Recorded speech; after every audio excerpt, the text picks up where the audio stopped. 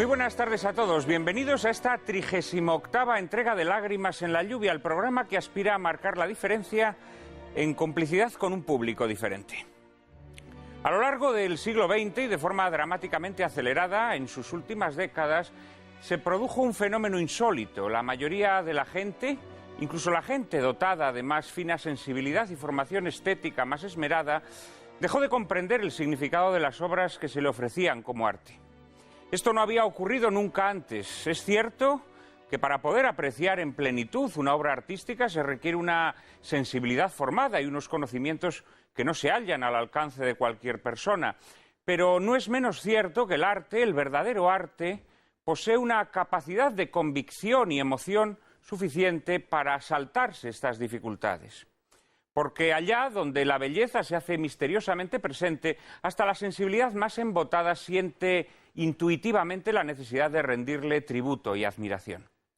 Pero este vínculo de adhesión que se entabla entre la obra de arte y quien la contempla saltó hecho añicos hace algún tiempo.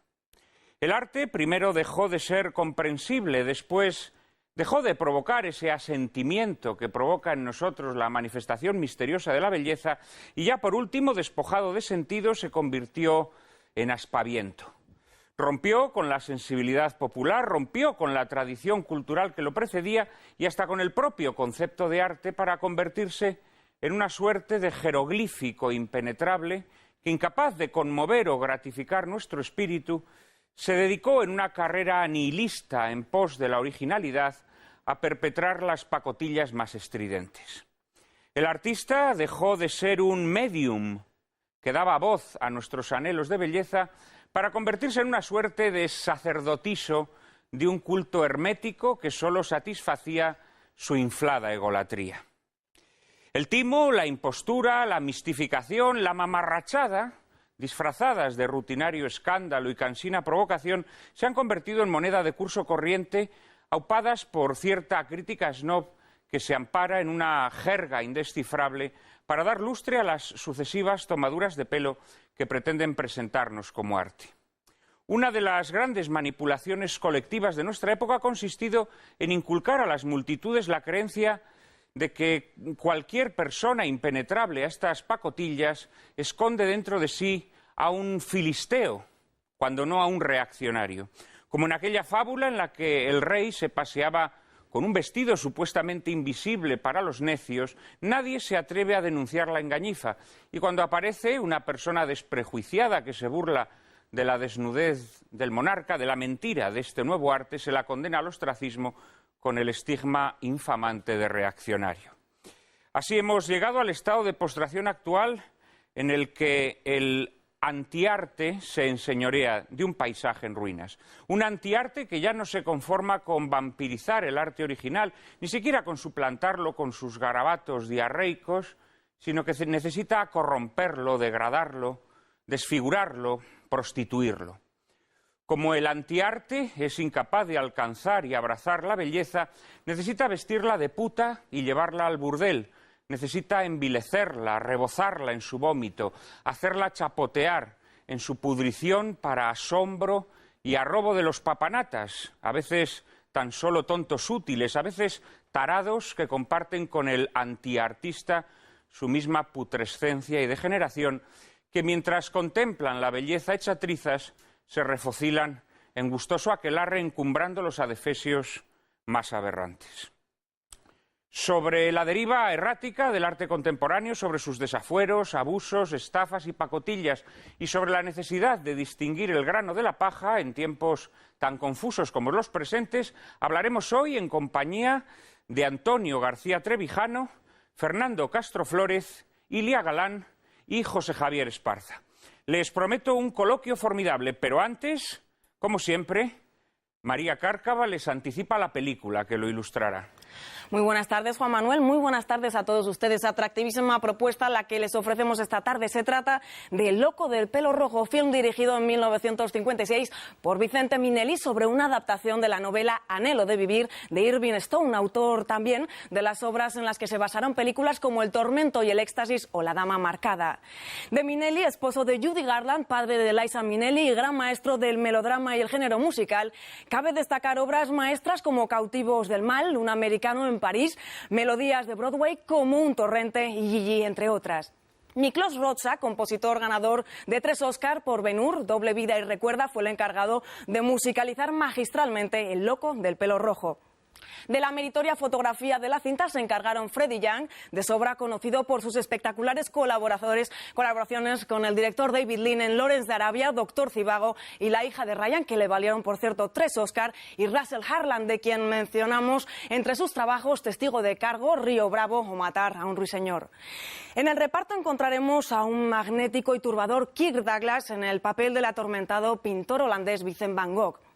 Douglas, que a estas alturas se había erigido ya en todo un reclamo para las taquillas tras el éxito de películas como Ulises o 20.000 leguas de viaje submarino, tendría todavía que esperar unos años más para consagrarse definitivamente con Duelo de Titanes, Los Vikingos, Espartaco o Senderos de Gloria. Anthony Quinn, actor de fuerte personalidad, como había demostrado ya en Viva Zapata de Kazán o La Estrada de Fellini, y posteriormente confirmaría en Zorba el griego o Lawrence de Arabia, interpreta al rudo impresionista Paul Gauguin, con quien Van Gogh llegó a estar enfermizamente obsesionado. Y será precisamente su hermano Theo Van Gogh, encargado por James Donald en el film, quien posibilita el encuentro trágico desenlace entre ambos pintores.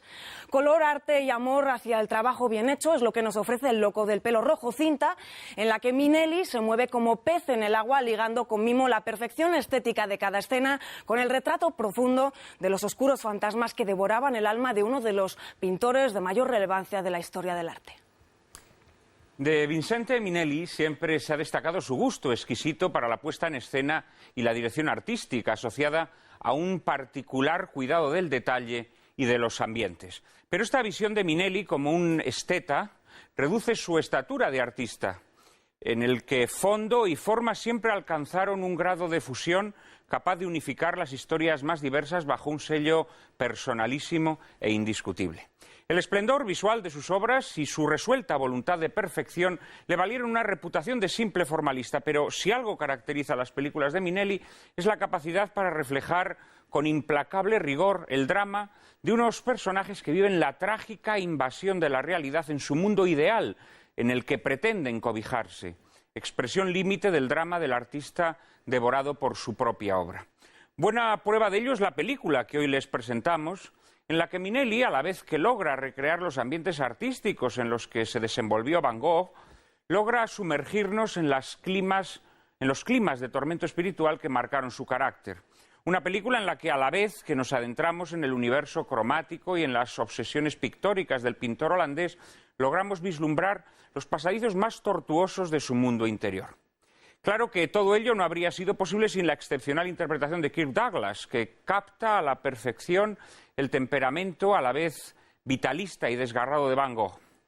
El loco del pelo rojo nos confronta con la naturaleza saturnal de la creación artística, que devora a mordiscos a sus mejores hijos y nos permite conocer un poco mejor ese lecho de ortigas abonado de traumas, frustraciones y angustias que misteriosamente brinda el fruto de la belleza, a costa de matar lenta y dolorosamente a quien lo cultiva. Porque el arte, el verdadero arte, nace del dolor, se alimenta del dolor y más allá del disfrute que pueda depararnos, nos transmite un eco de ese dolor, tanto más terrible cuanto más auténtico es. De ese abrazo definitivo con la belleza que duele y sangra, trata en definitiva esta soberbia película. Que ustedes la disfruten.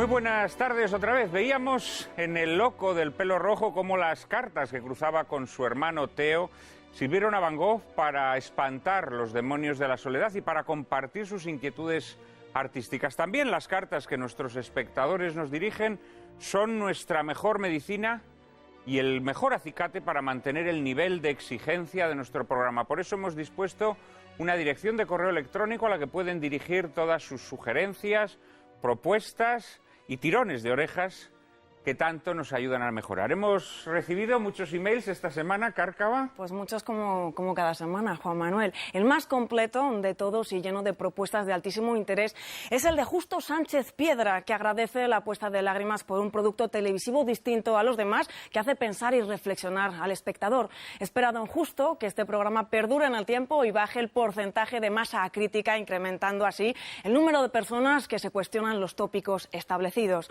Vamos con algunas de las sugerencias temáticas que nos propone don Justo. Muerte digna, luz verde a un holocausto. Nihilismo, genocidio y propaganda. Ingeniería social, Gramsci, que es la libertad, y libre albedrío, individualismo metodológico, entre otros. Más cosas. Jesús Granados desde Málaga propone que analicemos la exploración espacial junto con los avances tecnológicos y de robótica obtenidos apoyándonos en la cinta Exploradores de 1985, dirigida por Joe Dante y protagonizada por uno de los actores actuales que más o mayor interés despiertan en ti, Juan Manuel, que es Ethan Hawke. Por otro lado, José Manuel Holgado Brenes propone que emitamos el film Un mes de abstinencia, con guión y dirección de Norman Lear, repleto de críticas feroces al American Way of Life, al estilo de vida americano, y nos asegura José Manuel que sería una forma espléndida de tratar el tema de la prohibición del tabaco, del egoísmo y hasta de la estulticia humana. Memoria histórica nos reclama Marta Domínguez desde Valencia y José Antonio Prieto desde Madrid. Y las nuevas adicciones siguen siendo un asunto que nos piden muchísimos espectadores. Ya saben que pueden enviarnos sus opiniones y sugerencias a la siguiente dirección de correo electrónico: lágrimas@intereconomia.tv. Repetimos, lágrimas@intereconomia.tv. Y allí estaremos siempre esperándolas, dispuestos a incorporarlas a sucesivas entregas de Lágrimas en la lluvia. Ya en esta temporada solo quedan, además de este, otros 2 programas, pero parece confirmarse que Lágrimas en la lluvia seguirá después del verano, una temporada más con todos ustedes, de modo que esas propuestas que ustedes nos hagan llegar las iremos incorporando paulatinamente.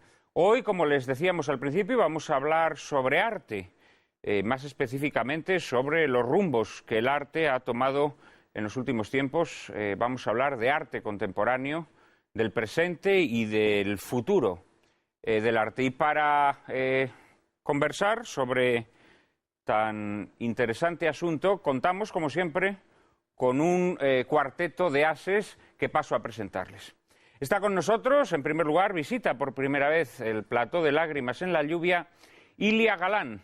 Es profesor titular de Estética y Teoría del Arte en la Universidad Carlos III de Madrid y profesor invitado en universidades tan prestigiosas como las de Oxford, Harvard o la Sorbona.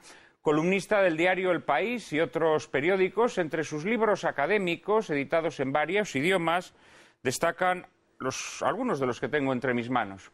Lo sublime como fundamento del arte frente a lo bello, Filosofía del caos, estética y otras artes, o Teorías del arte desde el siglo XXI.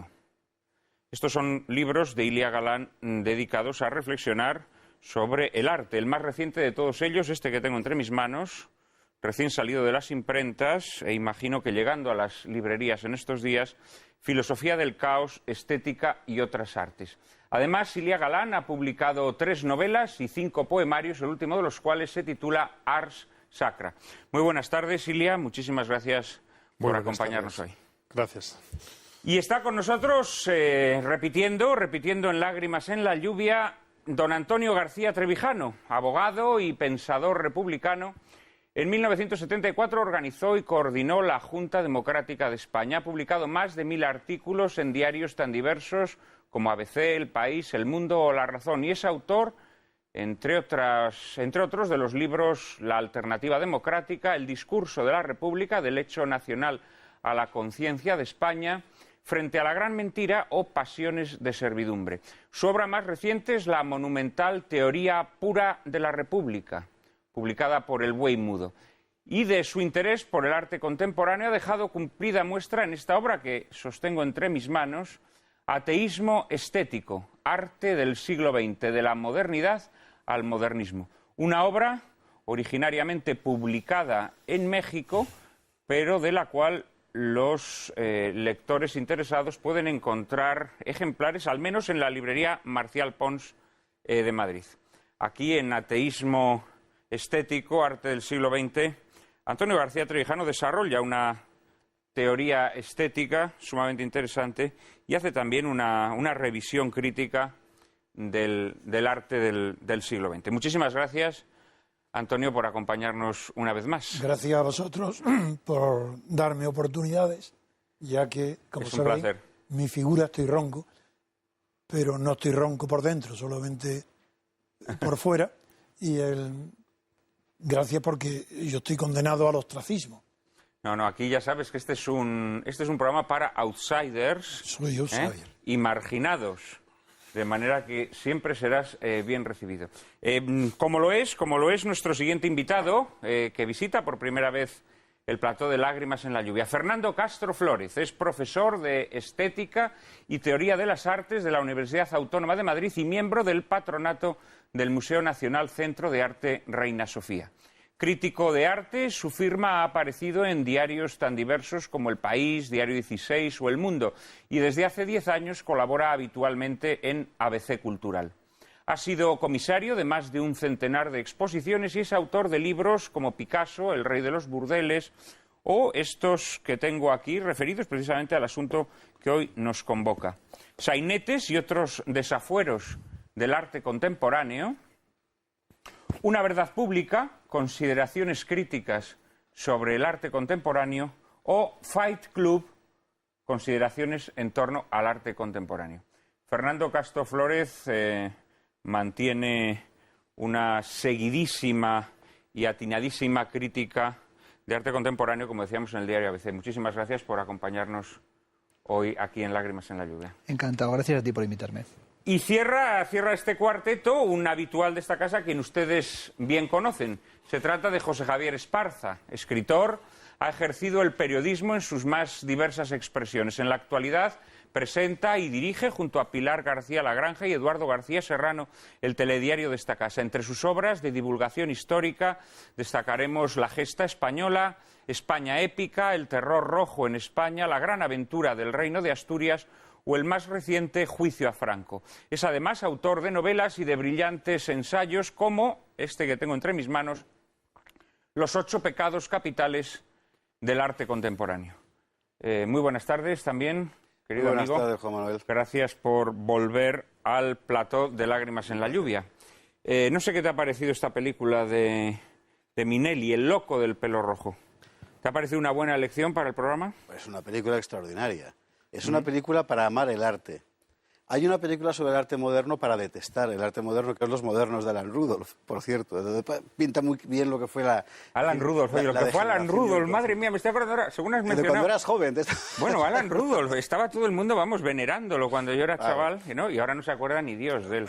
En fin, qué tostonazo, Alan Rudolph. Aquella película, en fin, estaba... Pero esta es una película para amar el arte, porque muestra, incluso en un personaje al que presenta de una forma un poco problemática, como Gauguin, muestra un intento de entender lo que el artista tiene dentro de sí. Intento que yo creo que es muy generoso y con frecuencia es excesivamente generoso y los artistas no siempre se lo merecen, pero esta es otra cuestión. No, la película la verdad es que a mí me parece extraordinaria. Además creo que es una de esas películas que bueno, resultan muy didácticas, ¿no? Porque una persona que no sepa, pues todos sabemos algunos tópicos sobre Van Gogh, ¿no? Pero que desea adentrarse un poco en ese mundo tan torturado y al mismo tiempo tan vitalista, ¿no? del gran pintor, pues realmente creo que la película es muy buena, y esa vibración que le transmite Kirk Douglas, pues probablemente Van Gogh fuera un personaje más sombrío, más turbio, ¿no? que el personaje que encarna Kirk Douglas, pero bueno, después de ver esta película uno siempre verá a Kirk Douglas en Van Gogh. Ilia, ¿qué te pareció la película? Me parece especialmente interesante porque es una película de un mito. El mito, a mi juicio, que más daño ha hecho en la actualidad. Y es la saga de los artistas malditos que no entienden en su tiempo y que triunfarán en el futuro. ¿Perdona? En su tiempo no los entienden. Ah, que no son entendidos. No son entendidos. Entonces esta película lo que intenta mostrar es cómo a cierto tipo de artistas les comprenderán después porque están dando la esencial verdad del mundo, pero la sociedad no puede comprenderla. El problema es que esto se ha cogido como un tópico. Y yo me he encontrado muchos chavales que, queriendo ser poetas malditos, se entregan al alcohol, a la locura, como Van Gogh, y la mayor parte de los locos, de los borrachos y de los prostibularios no son grandes artistas, sino ridículos mentecatos. Entonces, esto, por otro lado, es verdad que refleja muy bien la evolución de Van Gogh, ese arte basado en el sujeto que luego va a irrumpir y que va a poder ser entendido. Es una película muy interesante para comprender esa época, pero también está hecha desde el punto de vista del triunfo, es decir, desde ahora. Y por lo tanto ofrece una visión mítica también de Van Gogh, que fue un pobre desgraciado que muchas veces con la pintura lo que no hacía más que sufrir. Triunfó, pero ¿cuántos como Van Gogh no triunfan? ¿Cuántos como Kafka quedan con sus escritos dentro del cajón y nadie jamás los leerá? Bueno, y además, encima son malos artistas. Porque en la época de Van Gogh no había un ministerios de cultura que se encargaran de gastarse el dinero en potenciar a toda esta gente. Hoy cualquiera, de hecho, puedes poner en cualquiera de los innumerables museos de arte contemporáneo que hay por toda la geografía nacional, en niveles incluso de ciudades de 50.000 habitantes. Se acabaron esos problemas. Hoy cualquiera puede ser artista contemporáneo. Y eso es aún mucho peor que todo lo que estás contando. No estoy de acuerdo con lo que dices. No, yo creo que efectivamente hoy los mamarrachos tienen más posibilidades de... Lo apuras. Sí, pero el artista verdaderamente desgarrado, como es el caso de Van Gogh, no creo que hoy lo tenga más fácil que entonces, no, porque hoy en día un Van Gogh de hoy sería una persona que, del mismo modo que vemos cómo él se rebela contra su padre metodista, ¿no? Y como en esa búsqueda de espiritualidad él rompe con su familia, rompe con la comunidad en la que ha crecido. Hoy un artista realmente contestatario, pues naturalmente se rebelaría contra toda la podredumbre que nos ha traído la modernidad o este recuelo de modernidad que hoy padecemos, y sería un artista absolutamente anatemizado. No, o sea, el equivalente a Van Gogh hoy sería absolutamente anatemizado. Pero es verdad que este prototipo que en Van Gogh o en otros grandes malditos es genial y que en la mayor parte de los casos pues son las escurrajas de un talento patético, de una falta de talento patética, pues ha hecho mucho daño y ha encanallado a muchos petardos que probablemente ya fuesen canallas de nacimiento, ¿no? O sea que tampoco se ha perdido nada. Pero Esparza tiene razón en que ahora lo que funciona es el artista que mercadea con el poder, que va a los pesebres donde se le nutre, bien sea en ciertos periódicos, bien sea en ciertas revistas, bien sea en subvenciones. El sistema de la subvención lo que hace es nutrir a una serie de camaradas y camarillas que hacen sus propias cortes. Lo mismo que en el siglo XVI tenían su corte, ahora tenemos varias en función de otros sistemas. Y que se esconden tras el discurso de la ruptura y de la rebeldía, que hoy se ha convertido en un producto comercial más. Sí. Yo soy muy rebelde y sufro mucho. Pero para rebelarse hay que rebelarse contra lo que verdaderamente tiene poder. Claro, precisamente. Claro, o sea, te quiero decir que en el siglo XVII, pues oye, había que tener un par de bemoles, ¿no?, para rebelarse contra el Tribunal de la Santa Inquisición. Pero hoy rebelarte contra la religión católica es como de chiste. No, rebeles usted contra el feminismo, rebélese contra el feminismo. Es la rebelión oficial. Claro, es la subversión. Hoy estamos en el desorden establecido. Es el aspaviento. Pero bueno, ahí... En fin. Querido Antonio, ¿a ti te gusta Van Gogh? Muchísimo. Es uno de los grandes genios de la pintura. Pero en la película me ha gustado, primero porque la interpretación de Douglas es notable, no así la de Gauguin, que es mal. Anthony Quinn está muy por debajo de su personalidad, de su talento. Pero sí que la película invita a que hablemos y discutamos sobre arte, de verdad. Luego, cuando pasemos al arte contemporáneo, podremos decir muchas cosas, pero muy pocas relativas al arte.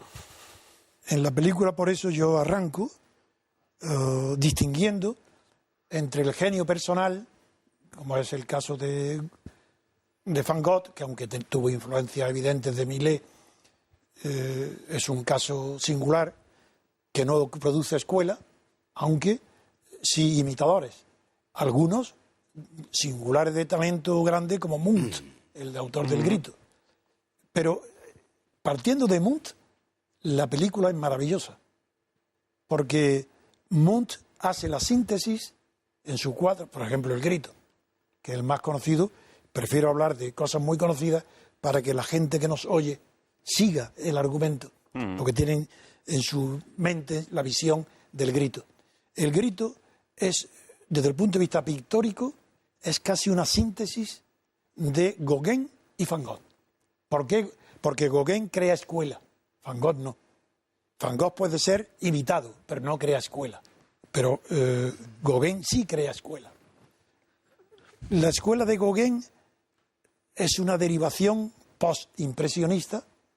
El impresionismo es la primera vez que se rompe desde el Renacimiento con la perspectiva. Es la primera vez.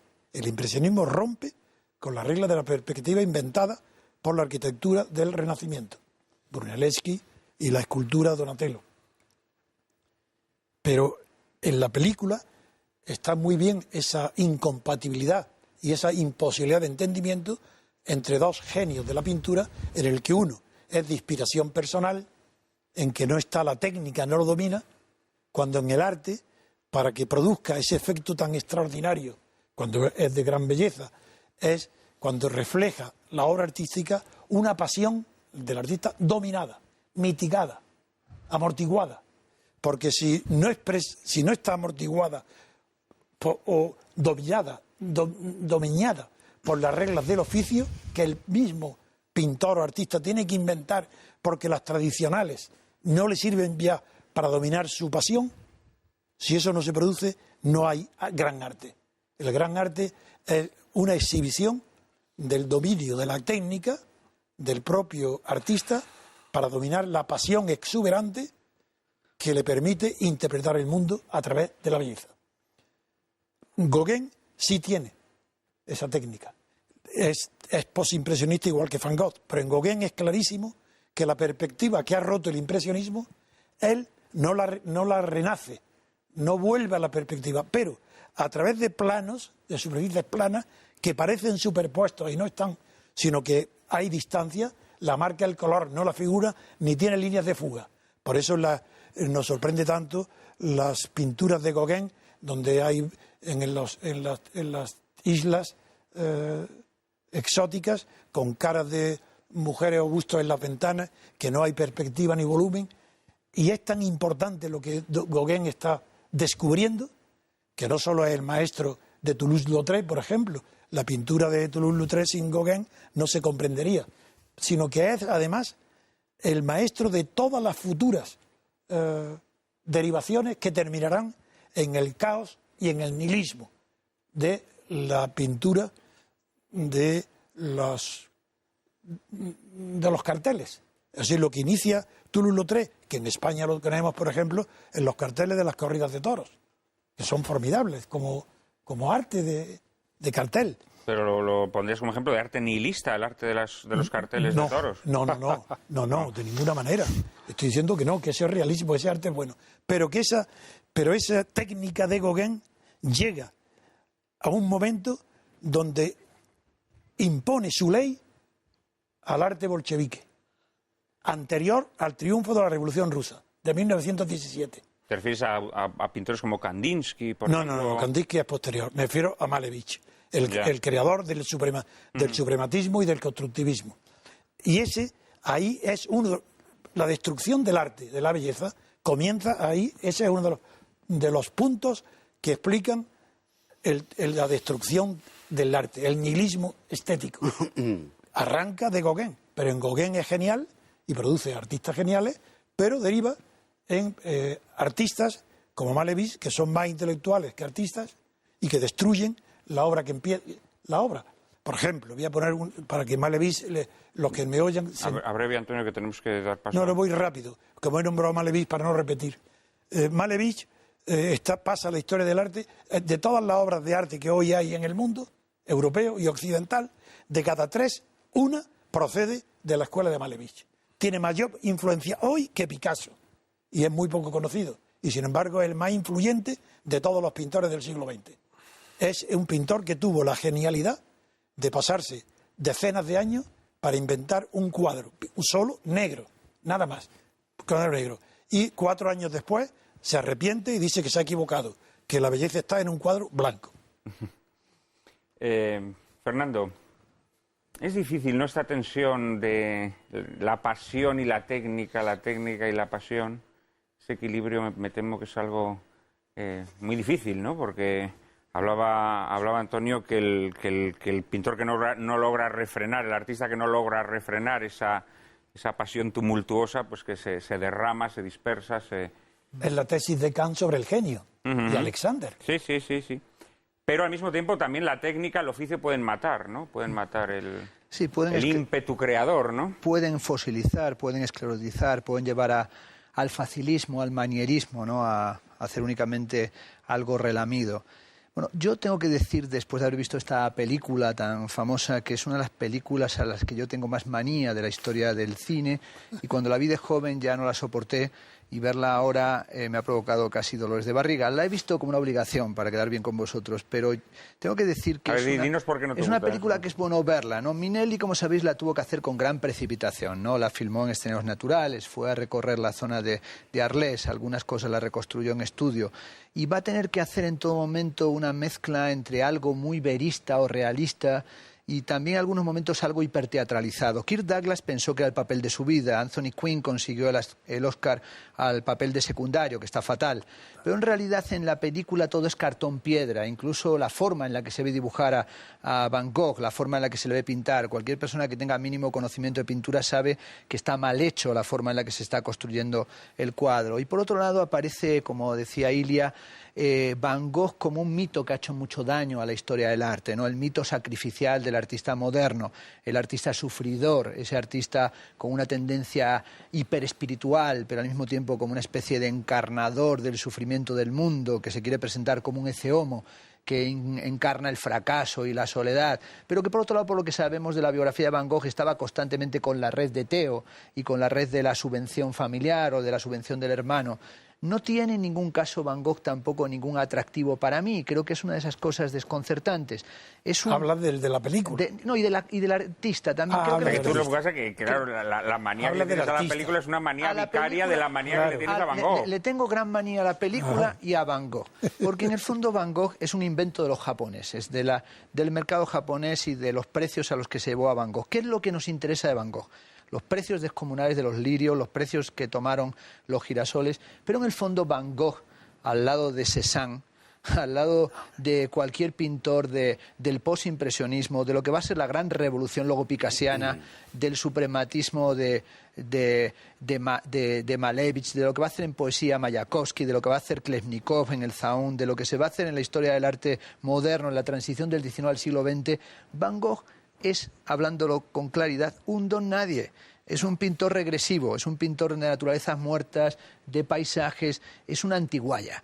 Y en realidad es un reaccionario de la historia del arte. Es verdad que el gusto popular... Según lo estás escribiendo, cada vez me gusta más. No, cada vez me gusta más Van Gogh, es un pequeño desastre. Y cuando vas al Metropolitan, donde tienen algunos de los más bellos Van Gogh, de los más famosos, o al Musée d'Orsay, te das cuenta de que cuando ves claro los Van Gogh al lado de todo lo que es contemporáneo de él, no tiene ni el carácter mundano de Toulouse-Lautrec, de sus visiones del cabaret, del Jacques Noir, ni tiene la concepción del paisaje del Mont Saint-Victoire, de Cézanne, ni tiene la radicalidad de Seurat, ni tiene el mundo de Pissarro. Es decir, no aguanta el paso con ninguno. Y en realidad es que tenía una técnica muy pobre, muy reactiva, una técnica muy conservadora, y hizo una serie de obras regresivas. Y yo creo que Van Gogh, si nos quedamos con calma, es un epifenómeno de un cierto momento del siglo XX en el que se le recupera, se le lleva altas cotizaciones en el mercado internacional y japonés, pero Van Gogh va a desaparecer como lágrimas en la lluvia porque era un pintor de una torpeza indescriptible y un mito sumamente nocivo.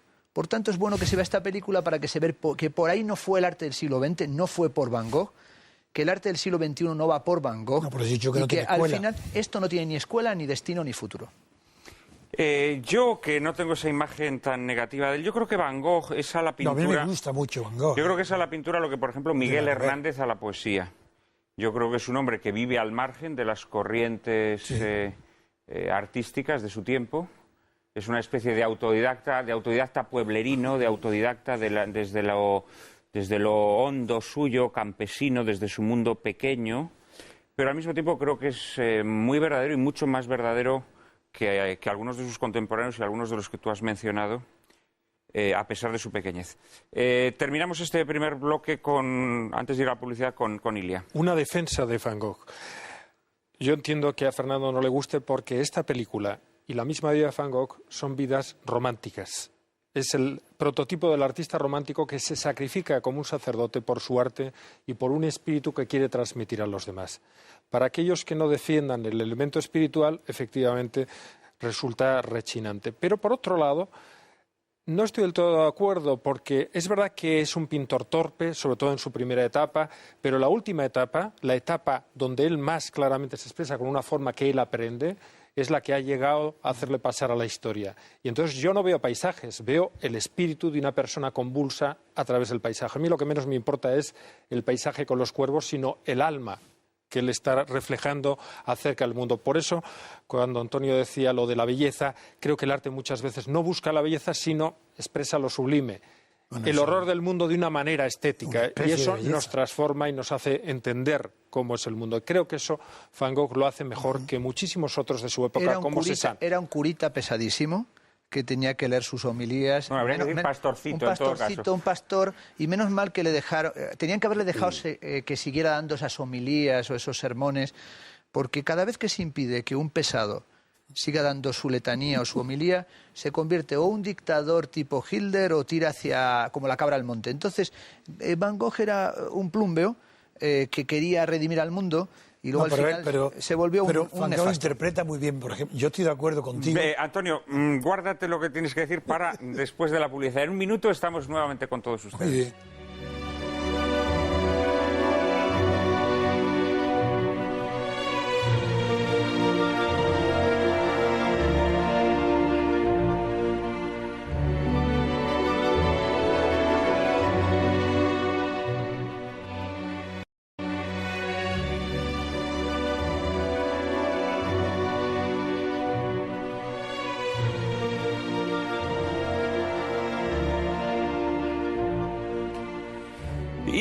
Cortaba Antonio que quería darle la réplica a Fernando.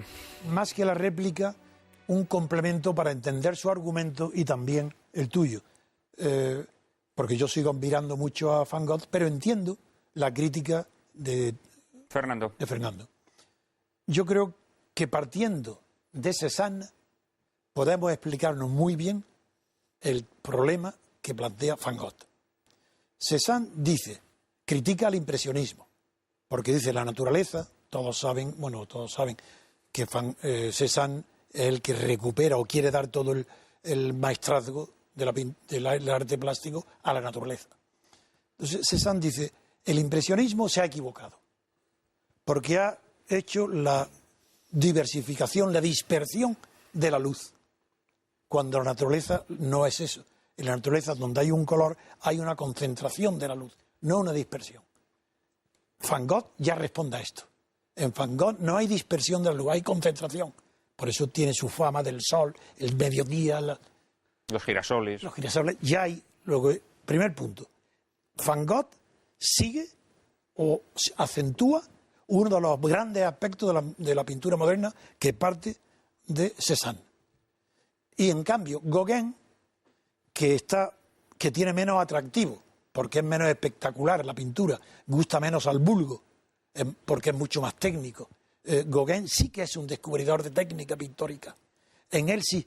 Y Cézanne lo toma. En Cézanne está presente en las naturalezas muertas, no los paisajes de Saint-Victoire, de Le Provence, sino en las naturalezas muertas está presente los descubrimientos del plano de Gauguin. Pero le añade algo más Gauguin, y es que permite, a través de Toulouse-Lautrec, llegar a lo que he dicho antes, al cartel. Y el cartel, a la escuela. Y el cartel es para el fascismo. y para el comunismo el principal arma artística de combate. Para el mercado también, ¿eh? Totalitario. Para el capitalismo también. Y ahora también. Claro. Esto lo pensaba dejar para después, pero lo termino con una frase nada más. Es decir, el descubrimiento de la técnica pictórica para el fascismo, que en el futurismo y en la escuela metafísica, la de Carrà y luego el fascismo, que es de Cirone, y luego el bolchevismo que antes dije, esas dos mezclas producen la destrucción del arte, hasta el punto que a través de lo que luego hablaremos, de la Bauhaus y de la escuela neerlandesa de Mondrian y Duisburg, el periódico del estilo y el famoso estilo holandés, que es el que lleva a Estados Unidos, es el que introduce en Occidente el arte basura que hay hoy. Es decir, el arte abstracto, geométrico, lineal, de Mondrian y de todo eso procede del bolchevismo. Se da la ironía que el capitalismo ha consagrado y puesto por las nubes a unos precios desorbitantes la basura creada por el bolchevismo al que antes me refería. Bueno, me temo que no es el único tipo de basura bolchevique que Occidente ha hecho suya, ¿no? Yo no estoy muy de acuerdo con ese desarrollo, pero da igual. En realidad lo que quería decir es que el discurso de Fernando me ha flipado intensamente. Es decir, yo me pongo en la situación de una persona que simplemente le guste el arte y quiera saber algo de arte, que en la película de Van Gogh ha encontrado una forma de entender a un señor al que de otra forma no entendería de ninguna manera, y que después escucha a un crítico de arte decir que, bueno, vaya porquería, Van Gogh era un imbécil, pintaba fatal, todo esto es una basura, todo y tal. Y entonces digo, o sea que al final yo tenía razón cuando no me gustaba Van Gogh, pensará ese señor. Bueno, es exactamente lo que ocurre con el problema del arte contemporáneo desde finales del XIX hasta nuestros días a cualquier persona de sensibilidad, digamos, natural. Es decir, no deformada por la enseñanza universitaria o por la publicidad comercial. Y me parece que aquí es donde está el problema. Es decir, lo que Minelli intenta en esta película, desde mi punto de vista, que es muy modesto, y lo digo sin ningún tipo de broma, es explicarle a un señor por qué alguien puede llegar a hacer un arte tan absolutamente personal que deja de ser inteligible. ¿Por qué? Pues porque tiene un problema personal, porque sufre mucho, porque no sé qué. Es un tópico. Bueno, es un tópico, efectivamente. Sufría mucho, también es verdad que sufría mucho, ¿no? Pero es una forma de explicarlo. Es una forma que permite a un espectador normal entender por qué yo me quedo fascinado con un cuadro de Velázquez y, sin embargo, con Van Gogh, ya no te digo con los siguientes, solo puedo rascarme la cabeza. Es una forma de explicárselo. Lo malo es que si ese argumento lo eliminas hasta el punto de decir, no, bueno, sufriría mucho, pero era un mentecato, entonces el que se rasca la cabeza dice, efectivamente, tengo razones para rascarme la cabeza, y todo lo que se ha hecho después es simplemente nihilismo. No va a ningún lado. Pero ojo, os estáis empezando a burlar del dolor o del sufrimiento como raíz del arte. No me burlo en absoluto. Y esto es un grave error. No, es decir, Fernando se ha burlado. Todos los grandes poetas, todos los grandes artistas, empezando por el más grande de todos, que decía Oscar Wilde, Jesús, sufrieron. Y su poesía surge de un fondo de dolor. Roscoe se tiró por la ventana, no neguemos esto. No, Marc Roscoe se tiró por la ventana, ¿no? Se pegó un tiro, pero bueno. Se pegó un tiro. Es verdad, era el que se tiró por la ventana. No, es decir, el dolor, no me burlo del dolor, si el dolor no es ficticio. Pero te quiero decir que es una forma de entender una expresión artística distinta al propio objeto. Si de hecho estos artistas... ¿Verás que sufría? Estos artistas que a la gente no le gustan, su arte no nace de un fondo de dolor. Pero no es inteligible. Vamos a ver, Giotto es indiferente que Giotto sufriera. Es indiferente que Velázquez sufriera. Es indiferente incluso que Miguel Ángel, que sufría mucho, sufriera. Porque su arte es extraordinaria. Pero sin embargo sí sabemos que es difícil. Y sin embargo sabemos que sufría. Hay que andarse con cuidado porque es que al final los llorones consiguen tener una gran audiencia. Quiero decir, empezamos con Van Gogh, seguimos con Calimero y acabamos con Zapatero. Entonces, esta idea de los incomprendidos... Esto es un momento, Zapatero no llora. Zapatero no llora. Nos hace llorar.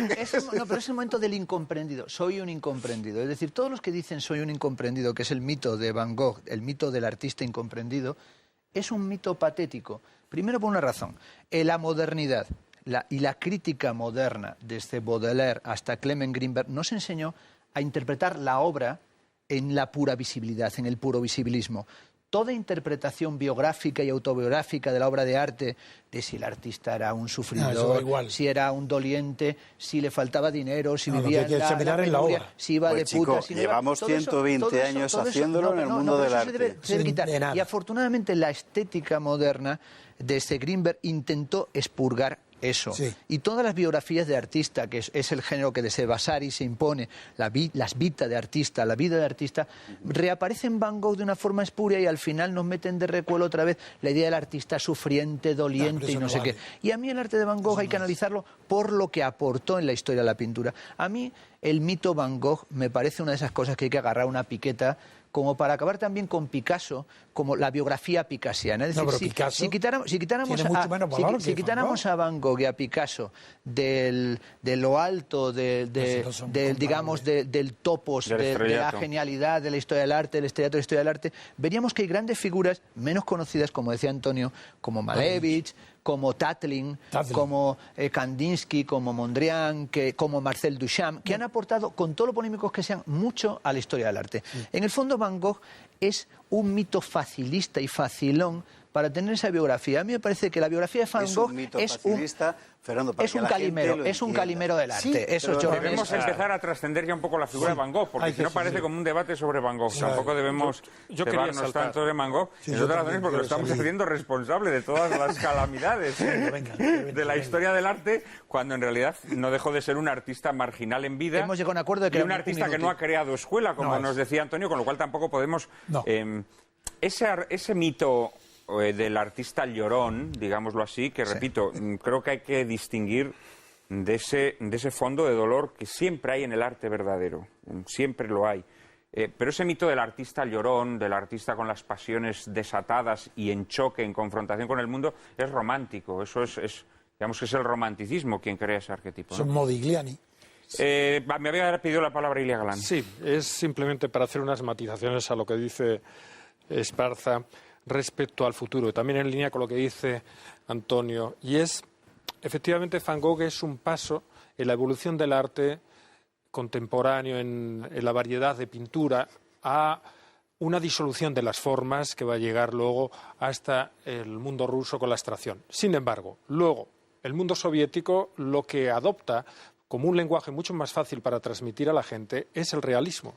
Mientras que es la CIA la que va a apoyar a los expresionistas abstractos. El discurso que viene a decir, que ya lo empezó Sedlmayr muchos años hace, de el arte contemporáneo nos lleva al nihilismo y esto es un arte del demonio, yo creo que es muy fácil de decir, pero no es justo, porque hay muchas obras contemporáneas muy interesantes, hay autores fascinantes, y ese discurso llevaría, por ejemplo, a negar a Antonio López, por ejemplo, ahora que está de moda, un lugar, pero como Antonio López, a Gustav Klimt, que es posterior a Van Gogh, y podría citar muchos autores que son muy agradables para los bien pensantes y que, sin embargo, no tendrían lugar. Yo creo que hay que distinguir en arte contemporáneo unas cosas de otras. Pero no creo que estás mezclando nihilismo con figuración o no figuración. Sí, porque un artista puede ser figurativo y su obra ser la nada. Sí, es decir, y el abstracto. Y al contrario, un artista puede ser no figurativo y tú ves que en su obra no hay detrás un nihilismo, o sea, tampoco creía que... Exacto. El culpable es Hitler de todo esto.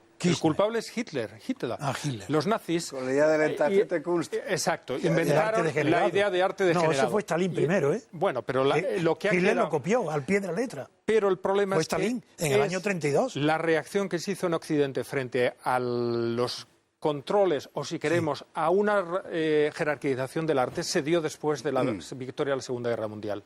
Sí. Entonces, todo lo que estaba oprimido por el mundo de la extrema derecha o del fascismo, de repente, todo lo que ellos apoyaban quedó oprimido, y al revés. Todo lo que estaba reprimido salió. Picasso, todas las vanguardias que habían quedado. En Alemania, claro. Exacto. No sé. Entonces, esto fue un elemento de tipo político que ha afectado mucho en el mundo cultural, y por eso hasta hace poco en España esto lo he hablado con compositores contemporáneos, como Luis de Pablo, por ejemplo, la gente no se atrevía a hacer una crítica de la música contemporánea porque criticar lo contemporáneo parecía ponerse en el lado de los reaccionarios. Entonces, claro, ¿qué reaccionario que no lo es? Pues se trata de pensar con libertad. El asunto de los totalitarismos que sacabais, porque no sé si he cortado algún turno, por cierto. No. Porque tanto en el fascismo como en el nacionalsocialismo ocurre un poco lo que explicaba antes Antonio que pasó en el bolchevismo inicial. Gottfried Benn, por ejemplo, el poeta, que es un poeta pre-nazi, es un expresionista absoluto. Los futuristas italianos antes del 22 y después del 22 son pura vanguardia. ¿Quién? Los futuristas. No, hombre, no. Hombre, ¿Futurista? Antonio, las cosas sí, que diseña primero son del año 1909. Claro, del 9 al 22 hay un abismo. A eso es lo que quiero decir. Sí, claro, antes. Me ¿Qué has refiero dicho del antes, 22? Antes del 22. Del año 9, el futurismo. Sí, el manifiesto que sale en Le Figaro de Filippo Tommaso Marinetti. Lo que quiero explicar el automóvil Bugatti más bello que la victoria Samocracia. Todas esas vanguardias, cuando el movimiento que las envuelve y en el que se envuelven llega al poder, quedan congeladas. Y en el caso de Alemania, por ejemplo, es muy significativo que toda la corriente expresionista que había en el mundo de la revolución conservadora, etcétera, antes del 33, de repente desaparece y en lo que se convierte es en ese arte de matronas rurales, que por otra parte era una realidad que no existía tampoco en Alemania, era un realismo falso, porque no había ya matronas rurales, ¿no? Ese se convierte en el referente estético, igual que en la Rusia soviética, desaparece todo lo que había antes para ser la el realismo socialista de Stalin. Por ejemplo, el tractor. O sea, de repente aparece siempre un tractor en todos los carteles soviéticos. Es una cosa más. La vanguardia, cuando se convierte en poder, el movimiento en el que se envuelve, se congela. Desaparece, se liofiliza como en el Nescafé y lo que aparece es otra cosa distinta. Otra cosa que termina sepultando el movimiento del arte. ¿Es verdad? Bueno, está pasando ahora. Ahora mismo estamos viviendo de las rentas de las vanguardias del siglo pasado. Es decir, estamos viviendo de las vanguardias de los años 30. Hay un neodadá, pero ya casposo, porque no para de repetir tonterías que en los primeros casos que se hicieron tenían un sentido, rompían esquemas, ayudaban a pensar. Ideológico, no pictórico. Yo pienso, por ejemplo, en el urinario de Duchamp, tantas veces citado. Por lo menos era un elemento que en ese momento era subversivo. Pero eso no era dadaísmo, ¿eh? Bueno, ya. Pero me refiero a una serie de elementos que cambian completamente el arte en la historia de la humanidad en Occidente. Sin embargo, continuar de esos esquemas antiguos, bueno, pues puede tener sentido a la medida en que se hagan obras que merezcan la pena, que sean interesantes para la gente. Y yo creo que lo que ha pasado es que hay una versión onanista de los museos, de los críticos de arte y del sistema arte actual, que se dedica a vivir de rentas de un sistema que nadie entiende, una especie de religión de nuevos sacerdotes pero falsos. Pero está sostenido por el mercado. Claro. Sí, hay un interés lucrativo, que es el único. Claro. Es un mercado donde además no hay códigos estables, con lo cual pueden hacer lo que quieran. Pero tiene sus bancos de inversión, sus periódicos, su prensa, su propaganda. De ese mundo, si me permitís, de ese mundo ya dejando las vanguardias clásicas o dejando al pobre Van Gogh, que lo habéis puesto como chupa de domo. No, yo defiendo. ¿No? Precisamente de ese mundo vamos a hablar, de ese mundo, de ese arte que ya llegaremos a él. Se ha convertido en una especie de gran onanismo, ¿no? O de gran discusión en torno a la nada, pero que está upado por unos poderes económicos, mediáticos, etcétera, etcétera. De todo ello nos va a hablar María Cárcava. Resulta imposible hablar del arte actual en los términos en los que se podía hacer del arte clásico, del medieval o del renacentista. Eso es un hecho. No son pocas las voces autorizadas que sostienen que en el siglo XXI el arte ha dejado de ser arte para ser otra cosa. Tal vez una expresión del vacío que deja en los hombres la muerte de la belleza. Una expresión deforme y antagónica de aquella belleza buscada que se definió otros movimientos precedentes. Y es que la sensibilidad contemporánea... María, vamos a volver a empezar. Sí, perdón. Lo siento. Procura no improvisar, María, porque rompes la sintaxis de la frase y luego la frase no tiene sentido. Amor, no quiero improvisar.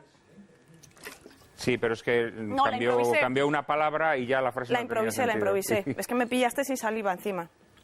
Ya está, venga, cuando me digáis. A tu izquierda, ahí. Oye, nunca me he equivocado tanto. No hace falta que repita yo nada, ¿no? No. Hoy es mi día número 1 de repetición. Le doy la señal cuando me digas, Rubén. Con la cara te hago el gesto, ¿eh? Resulta imposible hablar del arte actual en los términos en los que se podía hacer del arte clásico, del medieval o del renacentista. Eso es un hecho. No son pocas las voces autorizadas que sostienen que en el siglo XXI el arte ha dejado de ser arte para pasar a ser otra cosa. Tal vez una expresión del vacío que deja en los hombres la muerte de la belleza. Una expresión deforme y antagónica de aquella búsqueda de la belleza que definió otros movimientos precedentes.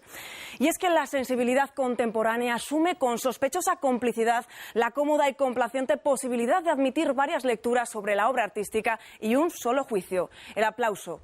Como pueden imaginar, tanta apertura interpretativa acorta mucho la distancia con el camelo. Las prácticas artísticas actuales, bajo el asfixiante corsé de la transgresión, reflejan la degeneración de todas las ramas artísticas conocidas, apelando al asombro, la perplejidad y el desconcierto del público en detrimento de la belleza objetiva, la armonía y el anhelo de trascendencia propios de otras épocas. Si aceptamos que el verdadero arte es intemporal, no podríamos admitir que determinadas tendencias actuales sean consideradas como verdaderas o como arte, cuando solo tratan de halagar el esnobismo de una crítica complaciente que ha hecho de la novedad el dogma estético y de provocar el escándalo o el arrobo de unos medios de comunicación que consiguen que el receptor masa termine alzando a la categoría de maravilla la banalidad, la nadería, el feísmo y la náusea. Todo ello auspiciado por un marketing artístico que confunde valor y precio y relaciona la valía del presunto artista con la cotización de sus engendros, y por un poder político que ha hallado en la subvención y promoción de este pseudoarte un instrumento de dominación cultural. Vacas en formol, excrementos en conserva, automutilaciones, muñecos hinchables practicando contorsionismo sexual, calaveras con brillantes, habitaciones con fango, animales disecados o atados en salas hasta fallecer por inanición, son ejemplos en boga de lo que algunos sostienen que es arte contemporáneo. Un arte al que, como leí hace unos días, tras la muerte de Dios solo le resta aferrarse a los idolillos, dinero, poder, éxito, que nuestra época ha fabricado como sucedáneos divinos, a la vez que se interroga incesantemente sobre sí mismo hasta hacer de esa interrogación narcisista su única y viciosa finalidad. Decía Gustave Flaubert, ama el arte, de todos los engaños, es todavía el que miente menos. Nosotros preguntamos esta tarde a nuestros invitados, ¿debemos desobedecer en el siglo XXI la recomendación naif de Flaubert y asumir que el arte contemporáneo es de todos los engaños el que más miente? Bueno, esa es la gran pregunta, ¿no? La gente es la pregunta que se hace constantemente cuando ve, pues no sé, a este Damien Hirst, por ejemplo, ¿no?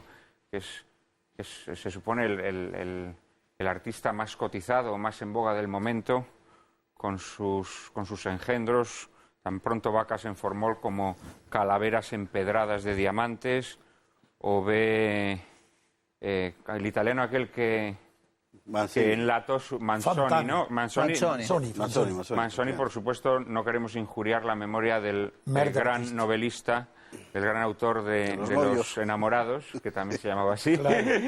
Pero bien, todas estas cosas, Fernando, le hacen pensar a la gente que estamos viviendo en medio de una engañifa. No menor que la engañifa literaria, ni que la engañifa gastronómica, ni que la engañifa cinematográfica. Es decir, si pensamos en el arte contemporáneo, hay motivos para estar contento porque no se ha caído tan bajo como en Torrente, el brazo tonto de la ley, ni se ha caído tan bajo como en la literatura. Es decir, en la literatura española se ha caído a un nivel deplorable, y en la internacional, qué decir, y en la danza se ha llegado a aberraciones, incluso en el flamenco, con lo cual a veces uno escucha esta enumeración de vacas en formol, calaveras con diamantes, salas con fango, y dice, uy, yo no quiero ir allí que me voy a estropear el traje de bonito de los domingos.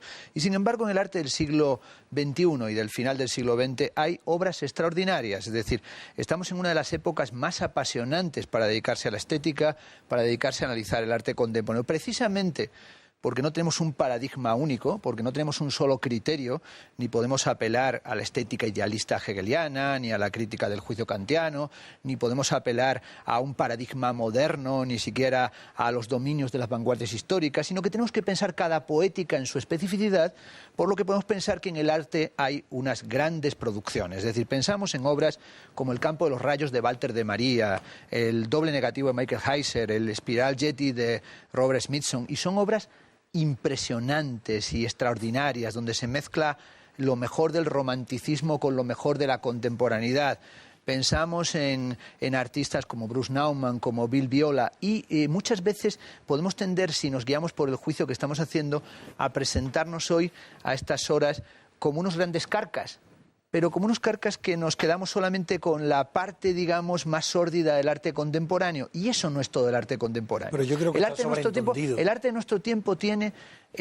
dicho lo cual, reivindico ser carca y, por supuesto, este programa se precia de serlo. No, yo no. Tú eres un invitado. Tú eres un invitado al que benévolamente traemos aquí, aunque no seas carca, pero vamos... está sobreentendido que toda la crítica que estamos haciendo se refiere al no arte. Claro. No estamos negando que exista arte. No, yo no estoy de acuerdo. Le voy a ayudar un poco a Fernando, porque creo que todo, a partir de cierto momento del siglo XX, todo puede ser concebido como arte. Ahora bien, no estoy de acuerdo con la noción de ensalada mental que utiliza y que es ahora de moda, la propia de la posmodernidad, que se ha aplicado a la ética. Es un relativismo absoluto, varios conjuntos, cada cual escoge el que quiere. Por lo tanto, no se podría criticar a los nazis.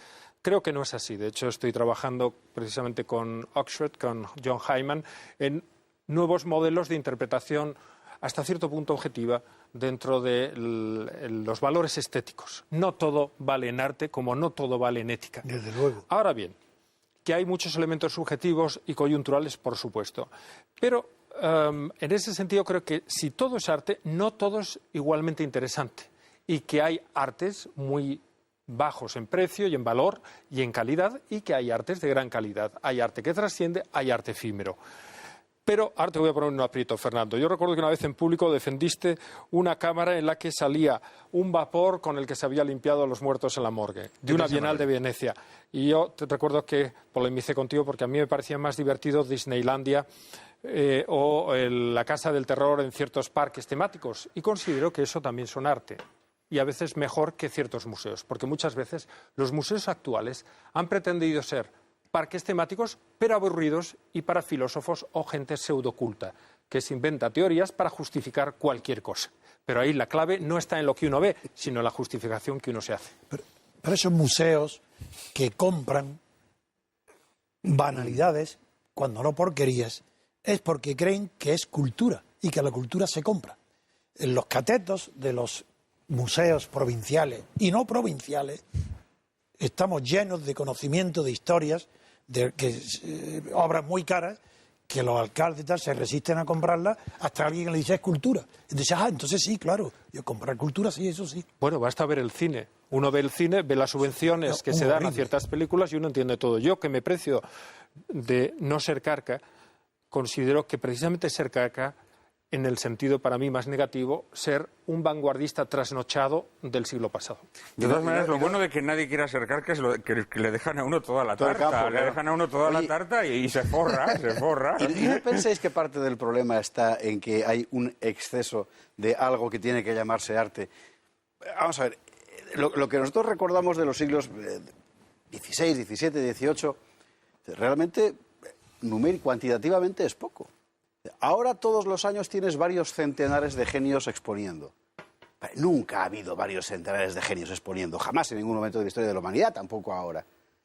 Es decir, buena parte de lo que se expone es ya no prescindible, sino directamente basura. ¿Que no se dan muchos genios a la vez? Yo lo que creo, no. Yo lo que creo... ¿Qué pasó en el Renacimiento italiano? ¿En el holandés? ¿Cuántos? Muchísimos. 20, 30. Fíjate, ahora tenemos 200. Eso es mentira. 300, 400. Eso no es verdad. Claro que es eso mentira. No es verdad. Claro que es mentira, pero todo el sistema comercial y mediático apunta a que es verdad. No. Y así se está haciendo para engrasar la máquina, se está haciendo pasar por arte y por algo que debemos respetar, cosas que no son respetables. Claro, y si es arte, será un arte muy menor. Y creo que buena parte de la culpa de esta desazón que siente la gente desde hace tanto tiempo cuando se enfrenta al arte contemporáneo proviene justamente de ahí, ¿no? Decíais antes, lo decía Fernando, que descalificar el arte contemporáneo en su conjunto es injusto. Y es verdad. En Arco, por ejemplo, este año los rusos, hace un par los coreanos, trajeron cosas extraordinarias. A mí me dejaron realmente fascinado. O sea, muy bonitas. Ojo, no digo bellas, sublimes, no, digo bonitas, de cosas que da gusto ver. No quiero decir que todas fueran cromos, no. Algunas eran bastante siniestras, pero bueno, realmente te impresionaban. Eso era arte, sin ninguna duda. Claro que hay arte contemporáneo excelente. El problema es que la mecánica del arte contemporáneo y el mensaje que el arte contemporáneo envía a la mayor parte de la gente que no es entendida en arte es puro ruido ininteligible. O sea, es culpa hay una cosa que ha dicho Fernando que me parece interesante, de los medios que se mueven, porque el propio mundo del arte lo utiliza. Busca el escándalo, Fernando, hay una cosa que has dicho que es interesante, pero que al mismo tiempo creo que de alguna manera contradice lo que habías dicho antes. Tú, digamos que denostabas a Van Gogh por haber creado o impuesto ese prototipo del loquito, el loquito que puede ser artista, ¿no? Pero al mismo tiempo has defendido que una de las grandes riquezas del arte contemporáneo es que hay multitud de poéticas o de estéticas, ¿no? De propuestas. En el fondo, esto es una expresión de la locura.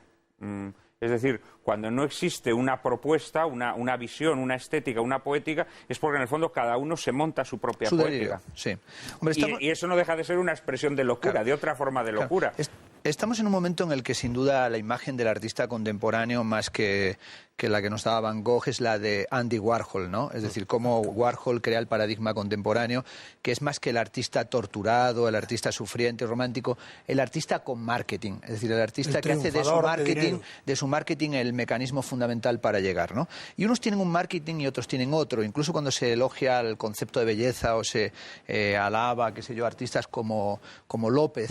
Pues Antonio López es un actor de una categoría no inferior a Al Pacino y a Robert De Niro. Es decir, se puede comprobar que todo lo que ha sido valorado y todo el gusto popular en torno a López es que López es un actor, es un farsante integral. Ha conseguido con películas como El sol del membrillo convencer a toda la gente de lo difícil que es pintar un membrillo, de las dudas y la incertidumbre. Y luego vas a ver los cuadros entre los inacabados, los mal pintados, los deliberadamente bodriosos, como ese que sale comiendo sopa él, su mujer y su hija. Esas visiones de Madrid que son de una sordidez indescriptible. Y a veces dice la gente, López el gran pintor. Y le ven pintando a las 3 de la tarde en agosto en la Puerta del Sol. Eso es un fraude tremendo. Y entonces nos sorprende una habitación con basura, con vapor de muertos, y a nadie le sorprende que esto que ahora tiene todas las loas de que es muy bello, muy clásico, muy realista y muy armónico, es un fraude total. En el siglo XXI pintar como pinta López. El retrato de la familia real, tú que eres republicano, ese retrato de la familia real, menos mal que no se acaba nunca, porque debe ser un bodrio de padre, muy señor mío. Yo antes lo insinué, pero no me atrevía tanto. Pero ya que tú has actuado a calzón quitado, yo diré que sí, en efecto, considero que Antonio López es un malísimo pintor. Pésimo. Y lo considero además que precisamente eso es lo que estabais hablando antes, el nihilismo, que tú de alguna manera lo contraponías a la creo que no. O sea, por ejemplo, a mí la pintura de Antonio López me parece profundamente nihilista. Cuando ves esas gran vías desiertas de Antonio López, no hay nada, ahí no hay nada. Claro, o sea, el título me parece que no hay nada en esa pintura. El título consiste precisamente... Pero no, es que no, por eso quiero distinguir claramente. O sea, que yo aquí no estoy defendiendo la figuración frente a... No, alguno, pero lo que sí creo que uno de los rasgos, y a mí esto es lo que me parece más lamentable del arte contemporáneo, es el nihilismo. Bien. Es lo que, desde una perspectiva de creyente, diríamos, la ausencia de Dios o la náusea que produce la ausencia del soplo divino, y que desde una perspectiva no creyente, como puede ser la de Antonio, es la incapacidad para acercarte a los arquetipos de belleza, de armonía, de proporción, etcétera, etcétera. Y esto sí, es decir, este abismo, esta especie de nada voraz que parece que está acechando al arte contemporáneo es lo que me resulta siniestro y... Bien. Me vas a permitir que diga unas palabras para otra vez encontrar un fundamento a tu alegría de ser carca hoy. La palabra ateísmo estético significa exactamente nihilismo. Así es como has titulado tu libro. Se llama nihilismo. ¿Por qué? Porque igual que Nietzsche, desde la muerte de Zaratustra, la muerte de Dios, hoy es la muerte de la belleza. La muerte del arte es la muerte de la belleza. Cuando digo hoy, no me refiero a los que tú has nombrado, sino al siglo XX, porque estos son fenómenos ya contemporáneos. Es verdad que el título que nos convoca de arte contemporáneo es mejor que arte moderno o modernista, que eso nos obligaría, porque el arte moderno, todo arte es moderno. El griego, el Renacimiento, el moderno, todo arte es moderno, es bueno. Y en este sentido, con eso empalmo. Yo soy revolucionario políticamente, revolucionario de verdad, no en el sentido comunista, social o material, sino revolucionario en sentido formal, político, liberal. Pues bien, como soy revolucionario, admiro y respeto la tradición, porque como dijo Malraux, la tradición no se hereda, se conquista. Por tanto, comprendo que quiera ser carca, porque lo que no quiere es renunciar a aquello de la tradición que es indispensable para poder saltar hacia adelante. Cuento una anécdota muy conocida, no muy conocida, pero muy graciosa. Lenin acaba de triunfar al día siguiente de la toma del Palacio de Invierno, ya está decorando su despacho y está en una silla montado clavando un cuadro del zar Pedro el Grande. Y entra Trotsky. Y claro, se ve de espaldas clavando un zar y dice, ¿pero qué haces? Se te va a caer en la cabeza. Y Lenin dice, sabes perfectamente, si no te lo digo para que lo sepas, que mi ídolo, lo que yo quiero hacer con la revolución, es lo de Pedro el Grande. Esa es la tradición. Eso es lo que hay que conquistar mediante la revolución. Yo quiero una revolución política contra lo mismo que habéis dicho antes de la lata de artistas de Merd. Toda la política, no solo española, la española es más exagerada, toda la política de la posguerra mundial, toda la política europea es lat de Merd. No hay de la A a la Z nada que sea auténtico. Todo es falso. No estoy de acuerdo, hombre. Falso. Venga, hay dime autores algo. como Zobel. Expresa tu desacuerdo después de la publicidad. Oye, en un momento estamos nuevamente con todos ¿Qué ustedes. tiene que ver Zobel con la...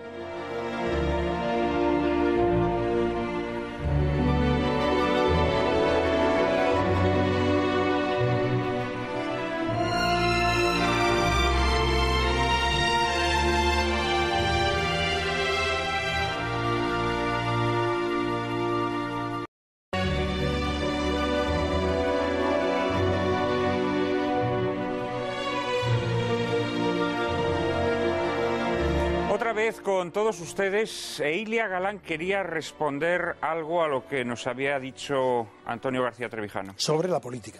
Sobre la política a partir de una imagen visual.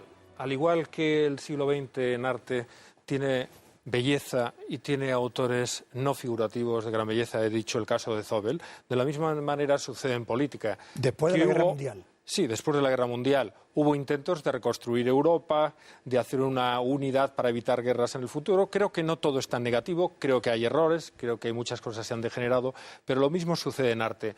Decir que todo es negativo y que los últimos 50 años todos lo han hecho mal me parece fácil, pero no creo que sea real. Primero hay que tener gran valor para decirlo, Sí. porque la gente, si lo dice, te condena al ostracismo. Lo que digo es que en Europa, otra cosa es la construcción de Europa. Muy bien, mira qué resultado es. Se ha construido políticamente cero. Bueno, se ha construido económicamente. Casi medio siglo sin guerras, creo que es un avance. Pues se ha construido una torre de Babel económicamente que ahora se está derrumbando. Pero bueno, en fin. Pero algo se ha avanzado. Hay unas libertades que algunos disfrutamos. ¿Qué libertades? Dígame, Pero di una. yendo... Yo ahora puedo decir lo que estoy diciendo. En otros es que yo no ámbitos entiendo. me Es un dejaría. lenguaje que no entiendo. Y El lenguaje en de arte propaganda. contemporáneo pasa lo mismo. Yo creo que el arte es un reflejo de la época. Y efectivamente, ahora, y no hay más que ver ciertas imágenes de arte contemporáneo, efectivamente, creo que se da un fenómeno de nihilismo, de falta de creencias, en general, en Occidente. Y entonces eso se refleja en la falta de valores que se transmiten de forma estética. Y eso no significa que sea mal arte necesariamente. Significa que está reflejando una visión de época que luego habrá que saber localizar. También considero que no es una cuestión de carca o de progres, sino que las obras interesantes que lo siguen siendo para otras generaciones lo serán. Se trata de ver las buenas obras de arte, las que tienen una categoría que son capaces de traspasar su época. Y eso lo logran mediante unas cualidades no solo técnicas, no solo de escándalo, no solo de novedad, sino también de contenido. Claro. ¿Qué ocurre? Que en la actualidad creo que lo que falta en muchos artistas es contenido. O son contenidos ficticios. Y por eso antes decía que se da un problema muy grande con los medios de comunicación que buscan la novedad, lo llamativo, lo escandaloso. Y el mercado no van también lo al busca fondo. al mismo tiempo. Y el mercado, Yo suscribo 100% efectivamente, eso que funciona con criterios de beneficio. Muchos compran obras de arte y no las llevan a su casa, las tienen simplemente para especular. Es un activo que vende. Bueno, lo que yo he pretendido afirmar es que el fundamento del arte actual es el mismo fundamento que la política actual, que no hay diferencia. El fundamento, porque me remito a palabras literales, por ejemplo, de la escuela de Mondrian, la holandesa, calvinista, la socialista radical, la del Steel, que es para mí la escuela que ha llevado todo lo que acabamos de criticar en Occidente. Bueno, en el fondo hay que tener una posición. La frase que dice, él primero fue el vanguardista número uno del arte malo, del no arte, y luego terminó aburrido, se dedicó nada más que a la arquitectura, aunque en el origen todos eran arquitectos. Dijo, literalmente, hablando de sí mismo, de las vanguardias del año 14, antes de la guerra, y del año 19, después de la República de Weimar, dijo, no pretendíamos innovaciones artísticas. Lo que buscábamos era poder, pero poder puro, para poder influir en la cultura. Éramos la vanguardia, eran movimientos políticos. Sí, eso pues esa es la verdad. Pues eso es lo que pienso. Y entonces, lo mismo que hay una degeneración del arte. Cuando hablo de esto no me refiero a las obras buenas. Estamos hablando del arte de mercado que he cotizado y que no es nada. En la política, cuando he dicho antes, la política la conozco muy bien, he dedicado mi vida al estudio de la política europea y no estoy hablando de que tenga ventajas, estoy hablando de que no hay libertad política. Cuando he dicho que libertad es ¿qué? Porque no hay libertad política. Por ejemplo, todos repetís, todos, seguro que os pregunto, ¿y la libertad? Pues la libertad personal e individual termina donde empieza de los demás. Yo digo falso, eso es mentira, propaganda, falso, eso es el derecho subjetivo. La libertad política es la colectiva y justamente empieza la mía cuando empieza la de los demás. Si tú no eres libre, yo tampoco lo soy. Eso no hay en Europa un solo país que tenga esa concepción de la política, que es la única, la verdad, la verdadera. La verdad es igual a libertad política. Y que he criticado que el arte y la política son expresiones de lo mismo, de la misma nadería, pero del mismo mercado. Es decir, que enriquece a los artistas de mercado y enriquece a los políticos de mercado. ¿Qué más da? Bueno, pero en esa visión paralela de política y arte, entonces podríamos decir que el arte contemporáneo, creyéndose más libre que nunca, es más esclavo que nunca. Sin duda a lo mejor ninguna. También, ¿no? Bueno, al final del ensayo de Walter Benjamin, el ensayo más citado, la obra de arte en la época de su reproductividad técnica de los años 30, él establece un dilema. Después de hablar del futurismo, el manifiesto del futurismo de Filippo Tommaso e Marinetti, cuando él dice que a la estetización de la política, que es el fascismo, así es en la primera versión, contesta a la politización del arte, que es el cubofuturismo, y que luego añade el comunismo. Bueno, la relación entre estetización de la política y politización del arte se hizo visible en la Exposición Universal de París en el año 1937, con el famoso pabellón alemán que hace Albert Speer frente al pabellón ruso y el pabellón español Desert, el pabellón de la República, que va a tener dentro de sí fuera, España tiene un camino que conduce a una estrella de Alberto Sánchez, y el cuadro Guernica de Picasso, ¿no? Y en esa época se va a condensar toda la cuestión de la relación entre arte y política, que viene desde el futurismo, que va a tener gran importancia en el surrealismo, que va a tener una gran importancia en el expresionismo y que va a hacer que se tenga una imagen de que las vanguardias fueron en general progresistas. Jean Clair nos ha enseñado que tal cosa no sucedió. Las vanguardias han tenido distintas alianzas con la política y hoy se vuelve a la cuestión de qué es la relación entre arte y política. Estamos en un momento de estetización difusa de la sociedad, donde hay una especie de éter o de vapor estético en la que dicen algunos teóricos el arte está en todas partes porque no está en ninguna.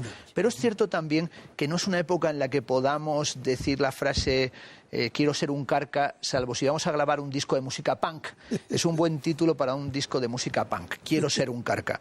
Porque en realidad... Con razón a mí me gustaban tanto los Ramones de niño. Luego de mayor me hice carca, pero de niño que me gustaban eran los Ramones. Claro, quiero ser un carca y Sid Vicious. Claro, es un disco para ser como Sid Vicious o Joy Division o los Ramones. Pero hoy en día a lo mejor, efectivamente, ser un carca es ser hasta un antisistema, contra el sistema establecido. Pero es verdad que hoy en día, tienes razón Antonio, cuando dices... recordando a lo mejor a Dors, a Eugenio Dors, que lo que no es tradición es plagio, evidentemente. Hay que tener claro que hoy en día... Yo me acuerdo de Malraux. Pero es verdad que hoy no debe uno plantear una especie de persecución de lo nuevo por lo nuevo, delirante, o de las variedades o de las varietés, sino intentar conocer qué ha sido el siglo XX, qué ha sido el siglo XIX, qué ha pasado en nuestra época. Para, por ejemplo, entender que cuando se habla de la crisis de la belleza... el problema de la destrucción del concepto de belleza no es ni siquiera un problema de las vanguardias ni del siglo XX, es un problema que estaba ya en Baudelaire.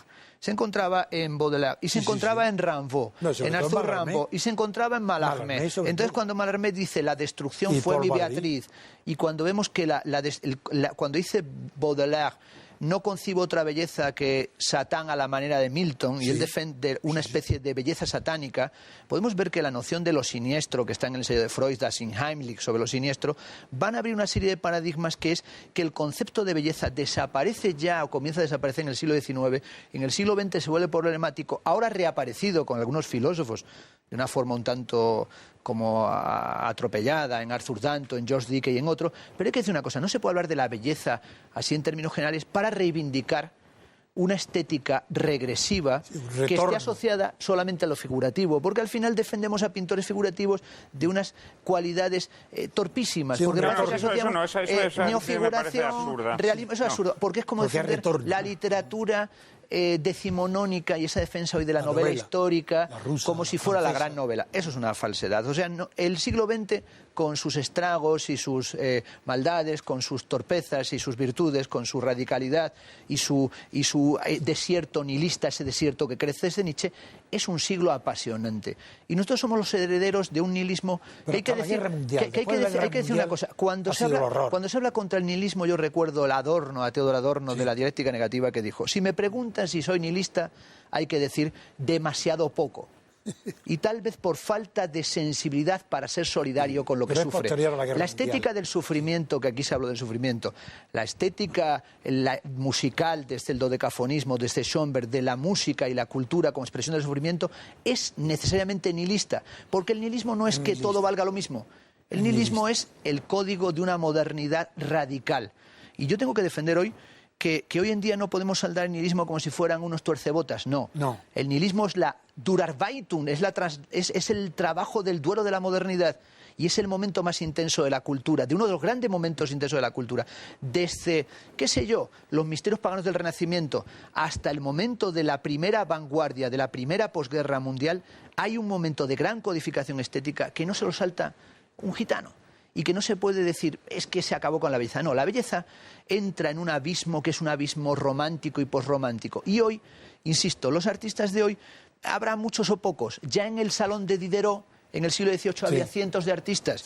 Cientos. Bueno, el mejor artista de la época, uno de los grandes artistas de la época luego era Fragonard. ¿Quién es hoy Fragonard? Entonces hay que decir una cosa, el arte va decantando, Por tanto, a mí no me preocupa que haya muchos o pocos. Hoy hasta el más tonto hace una novela. Y está ahí la generación Nocilla y cosas que están en el tope de la mediación. Con lo cual, supongo que tú que escribes no te preocupa mucho si los Nocilla están hoy en todos los periódicos, porque tú crees que en tu escritura narrativa hay otra cosa que hacer. El esfuerzo hoy no es si ha muerto Dios, si no ha muerto. Para un materialista como lo soy yo, para un hombre educado en la dialéctica, no tengo ningún problema en pensar si esta época es caótica. Me encanta que lo sea. Y que sea anárquica. Porque a ti te va bien, porque tú vives de crítico, haciendo críticas y todo vale. Yo voy hasta descalzo porque casi. Tú estás como yo en la universidad y nos va bien. Pero esta época yo creo que está haciendo un gran daño a las generaciones futuras precisamente por el nihilismo. No te preocupes por ellos. La falta de un sentido, la falta de una dirección hace que muchos pierdan su vida por paisajes erráticos. De hecho, lo que comentabas tú empieza no solo en Baudelaire, sino que empieza ya en los primeros románticos. Es decir, ya desde la novela gótica ya se empieza a hacer una especie de pasión por el dolor, por lo negativo, por lo feo. Eso se continúa y estamos viviendo en lo mismo. Ahora bien, creo que conviene distinguir, y entonces, de la misma manera que hay cosas excelentes en el siglo XX, también hay mucha morralla y muchas cosas que decantarán, como has dicho, con el tiempo. Pero creo que una clave, precisamente, del caos que tenemos es la falta de referentes. En arte todo es igual, no. La historia tiene unos elementos objetivos. La técnica tiene elementos objetivos. El gusto que produce a una serie de personas ilustradas no es solamente subjetivo. Rilke gusta a una serie de personas que saben leer poesía y eso no es tan subjetivo. Hay una serie de índices. Hay una serie de elementos también de tipo objetivo que se están estudiando. Por ejemplo, ahora empieza a haber muchos trabajos sobre neuroestética que se han dado de lado en la segunda mitad del siglo XX. Pero esto está cambiando. De la misma manera que hay una revisión del relativismo ético, porque si no nos llevaría a justificar la extirpación del clítoris por parte de ciertas personajes y el holocausto, hombre. El holocausto o cualquier otra barbaridad, lo mismo sucede en estética. Ni todo es subjetivo, ni todo es absolutamente objetivo.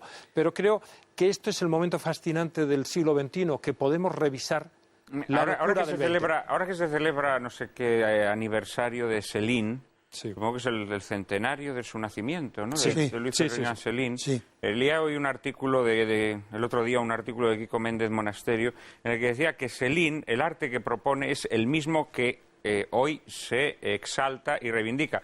Lo que pasa es que no nos atrevemos a celebrar a Céline porque era antisemita, pero que en lo demás es exactamente igual que nosotros. No, yo creo que el nihilismo, en modo alguno, esa defensa que has hecho del nihilismo, primero creo que has establecido una progenie del nihilismo falsa. Es decir, Baudelaire nada tiene que ver con el nihilismo. Baudelaire es el gran poeta católico de la modernidad que sangra desde la herida de quien contempla que su naturaleza está tocada por el mal. No, y que habla del mal, y que se siente voluptuosamente atraído por el mal como parte de la naturaleza humana, pero en modo alguno es nihilista Baudelaire.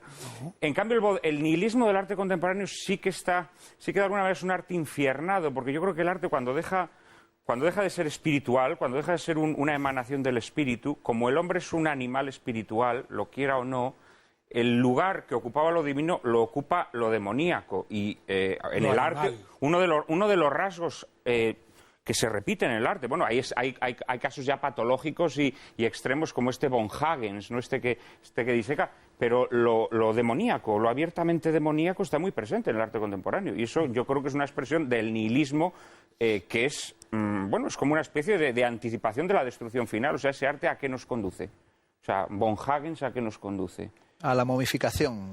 A la momificación. Bueno, pues a la momificación del arte, a la momificación de lo que somos, es decir, a la muerte, ¿no? Sí, él lo llama plastificación. Sí. Hombre, habéis hecho al comienzo del programa una gran crítica al onanismo y estaba en boca de todos el onanismo y tampoco está mal el onanismo. De cuando en cuando darse un poco al onanismo también es una situación humana. Yo prefiero hacer el amor. Bueno, pero ahora no toca a estas horas de la tarde o en el momento en que se emite el programa. Pero, por ejemplo, el gran masturba... Eso de hacer el amor es una cursilada, pero bueno, no digamos la palabra castiza. No digamos la palabra castiza porque estamos en horario protegido. Pero, por ejemplo, el gran masturbador de Dalí, que podríamos decir que es un canto a sus complejos de culpa, a sus miserias sexuales y a la masturbación.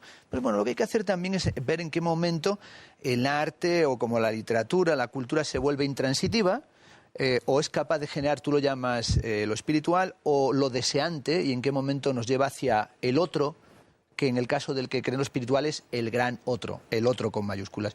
Yo soy más que espiritualista lacaniano, ¿no? Entonces creo que el deseo es el deseo del otro.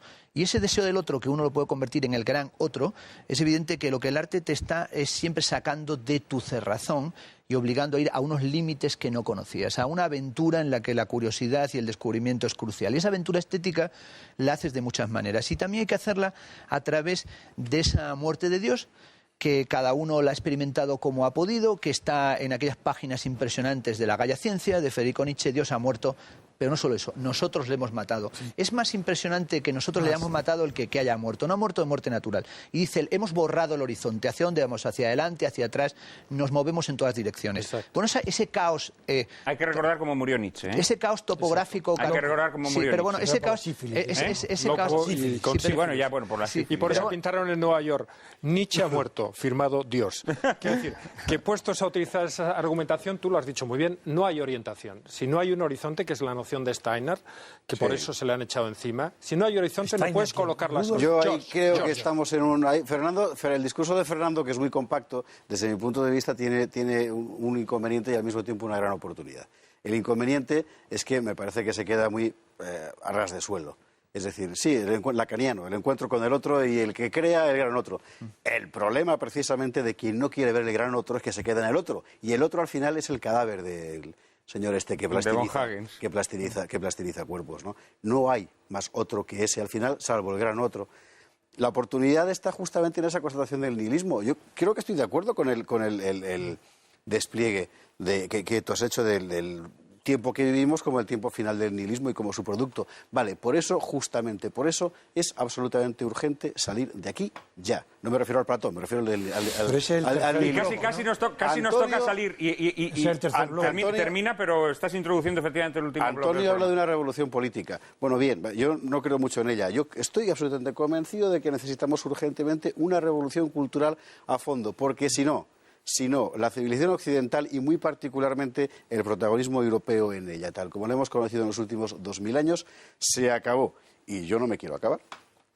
Precisamente la gente lo que quiere es cómo se sale de aquí, cómo se sale de esta jungla, quién nos puede orientar y cuáles tienen que ser los criterios que nos orienten. María Cárcava nos introduce en este último bloque del programa. El arte ha dejado de regirse por leyes establecidas por la tradición para instaurar sucesivas formas de originalidad caprichosa regidas por leyes que el propio artista determina arbitrariamente y que en su engreimiento terminan siendo una realidad de ausencia de leyes. Y allá donde no hay leyes es natural que triunfe el desorden disfrazado de originalidad. Quizá en esta exaltación banal y desordenada de la originalidad se cifre el comienzo del fin del arte. Durante siglos el arte se sostuvo sobre el concepto de imitación. Para probar su valía, el artista debía recrear tópicos establecidos por los maestros que lo habían precedido. Quien escribía un poema épico no podía ignorar las enseñanzas de Homero. Quien pintaba un cuadro de asunto religioso o mitológico tenía que ajustarse a los términos establecidos por la tradición iconográfica. Establecido este criterio imitativo, al artista le resultaba imposible disimular sus carencias, pues existían modelos previos que de inmediato las delatarían. En cambio, podía dar rienda suelta a su genialidad, introduciendo en ese modelo consagrado por la tradición novedades que hacían avanzar el arte hacia horizontes hasta entonces inexplorados.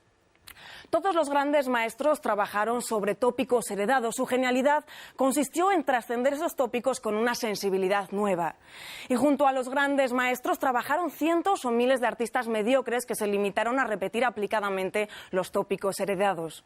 De este modo, la imitación se convirtió en un infalible criterio que permitía distinguir al artista del artesano.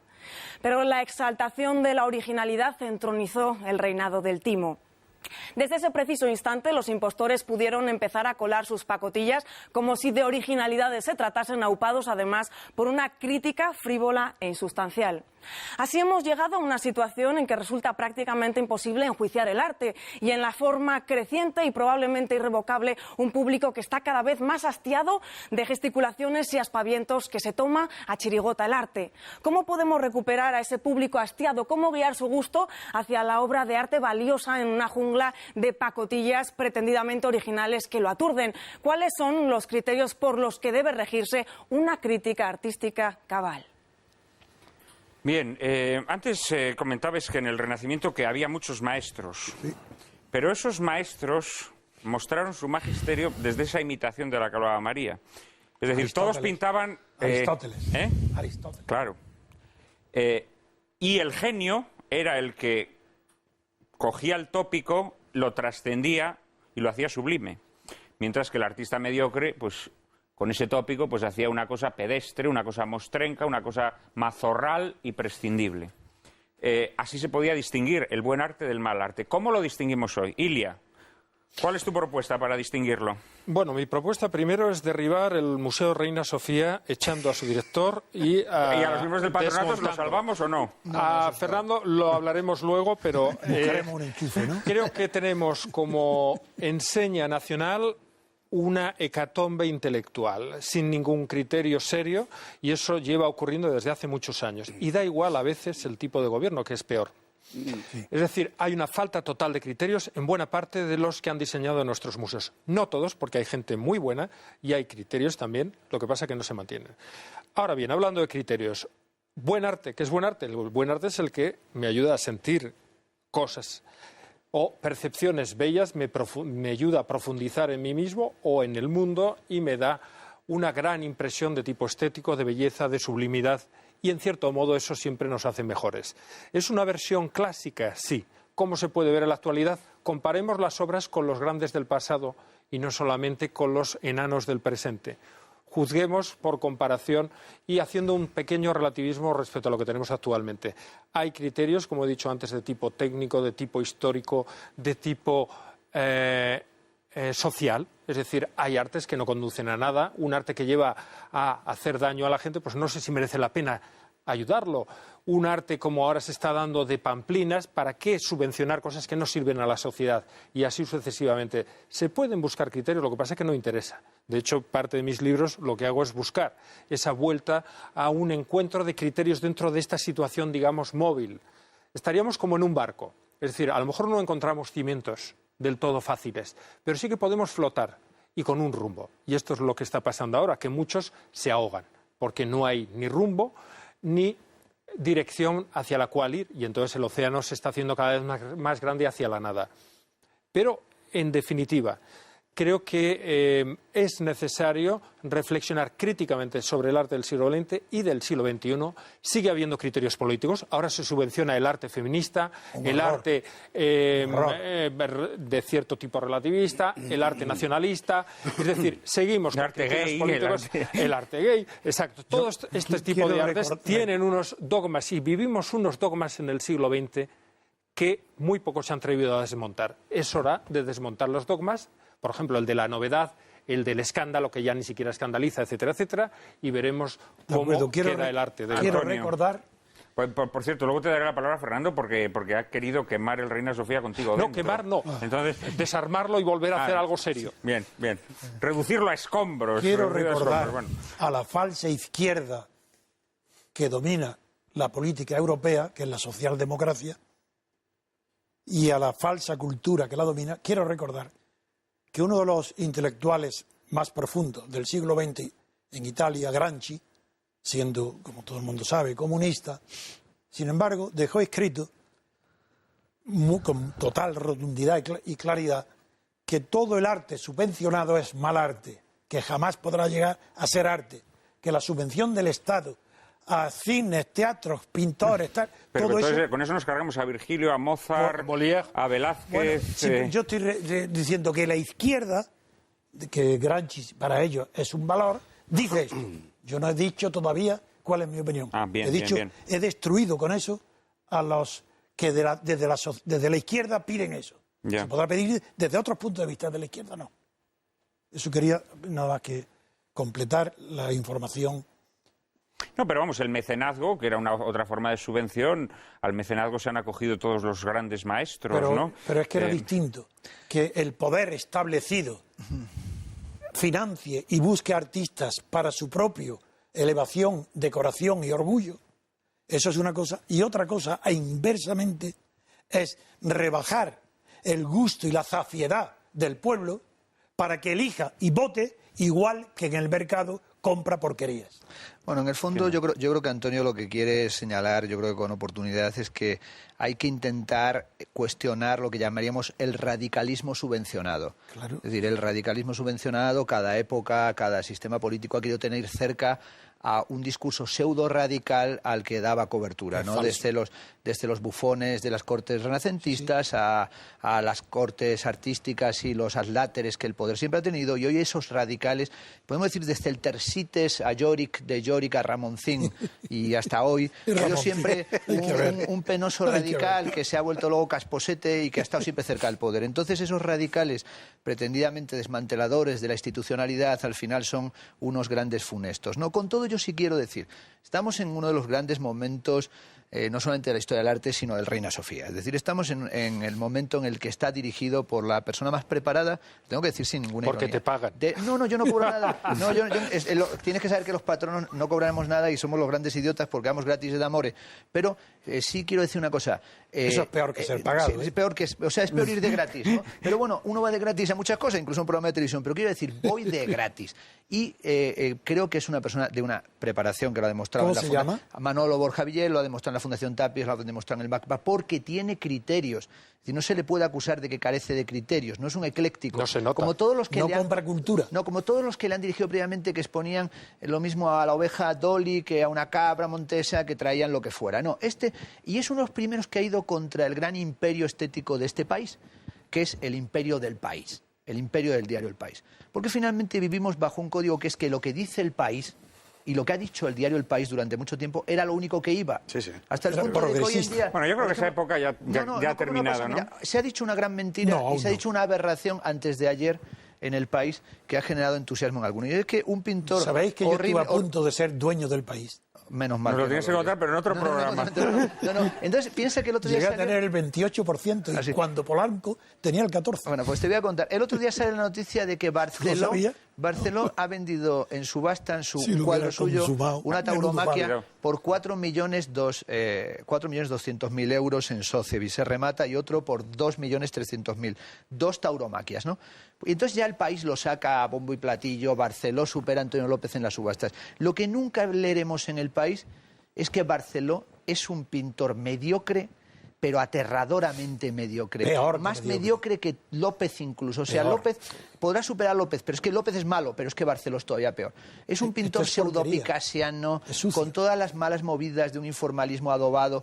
Y eso, sucio, mal pintado, y sale una tauromaquia. Un toque fallero. Que aquello que ya, o esas paellas que pinta, y resulta que llega a 4 millones. Y El País, cada vez que Barceló mueve un pie, ha hecho la famosa capilla de la Catedral de Palma y fueron los reyes a inaugurarlo. Aquello es de pena, es de llorar. Ha hecho la cúpula del milenio, que fue un dispendio de dinero de todos, de asuntos exteriores, que crearon una sociedad que se llamó ONUART. El País lo celebró. Y de repente este Barceló, que epitomiza y encarna la idea del artista, este es el que viene. Menos ha fallecido Minelli, ¿no? Pero si Minelli existiera haría una película sobre Barceló. Porque después de hacer este loco del pelo rojo, ¿por qué no hace el loco de Felanix, que es Barceló? Entonces es uno pequeño, muy cerrado de mente, es un hombre que no tiene ningún criterio. Oye, qué maravilla, y afortunadamente Manolo Borja Villel no lo expone. Solo por el hecho de que no exponga Barceló hay que condecorar al director del Reina Sofía.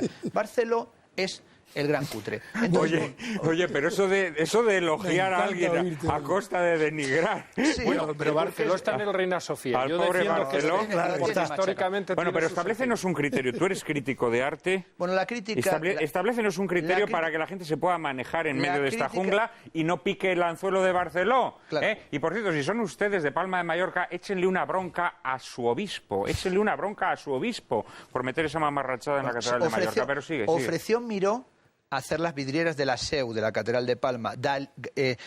También Gaudí se ofreció para hacer la decoración de la Catedral de Palma. Les negaron a los dos y aceptaron a Barceló. Eso ya dice de lo que es también el mundo de la España profunda. Pero hoy hay que reivindicar en el arte y en la crítica una vieja posición que es la baudelairiana. Cuando Baudelaire, en El pintor de la vida moderna, dice que la crítica tiene que ser parcial, apasionada y política. Sí. Yo creo que hoy hay que reivindicar al público, a todo el público, que tenga la capacidad para arriesgarse también a emitir un juicio, que no crea que van a venir los criterios del cielo, ni de un viejo canon, ni de un paradigma unificado, ni de la neuroética, ni de la neuroestética, sino que van a venir de la capacidad que tengamos para no aceptarnos los camelos. Camelos ha habido siempre. Podríamos poner algún día la película Prada F de fraude, F for fake. Maravillosa película de maravillosa, sobre el Mir d'Ori, sobre lo que es el fraude hoy.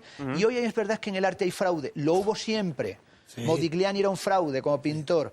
Ha habido siempre... Óscar Domínguez falsificaba incluso el español, el canario, falsificaba a Picasso. Ha habido siempre falsificación en todas las épocas. Y arte falso, y arte de fraude, y arte de pastiche ha habido siempre.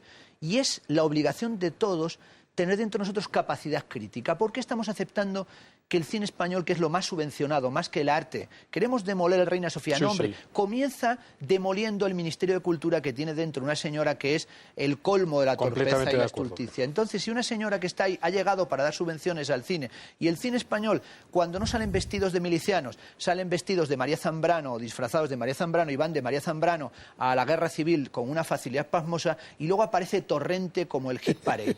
Entonces, claro, en una época en la que la literatura es nocilla, el cine es Santiago Torrente, hablar mal del arte contemporáneo, sí, Barceló y el otro mal, pero hay artistas muy buenos, y el Reina Sofía está dando lecciones de marxismo, posmarxismo, feminismo y arte gay, y afortunadamente está haciendo eso, porque como nunca se ha dado pie a que eso aparezca en el arte español, ¿por qué no? Hay que hacer un esfuerzo más para ser republicanos. Pero no hace y ese falta esfuerzo ser. Más es un esfuerzo para presentar algo que no es siempre lo mismo. Es una predicación de una nueva religión. Yo creo que pongan buenas obras de arte, no que prediquen la religión de Zapatero. No, que va, Zapatero ni la no. del presidente que venga después, Zapatero Rajoy, ni se me da entera. igual, pero quiero que pongan buenas obras de arte. No por ser feminista y por tener unos ovarios, esa obra vaya a ir al Reina Sofía. Zapatero no No le saques por de Gamoneda. tener Esto otros hasta gustos dónde llega. sexuales, creo que no merece No, la eso es pena evidente. dignificar Caravaggio una fue obra. grande independientemente de que fuese homosexual o no.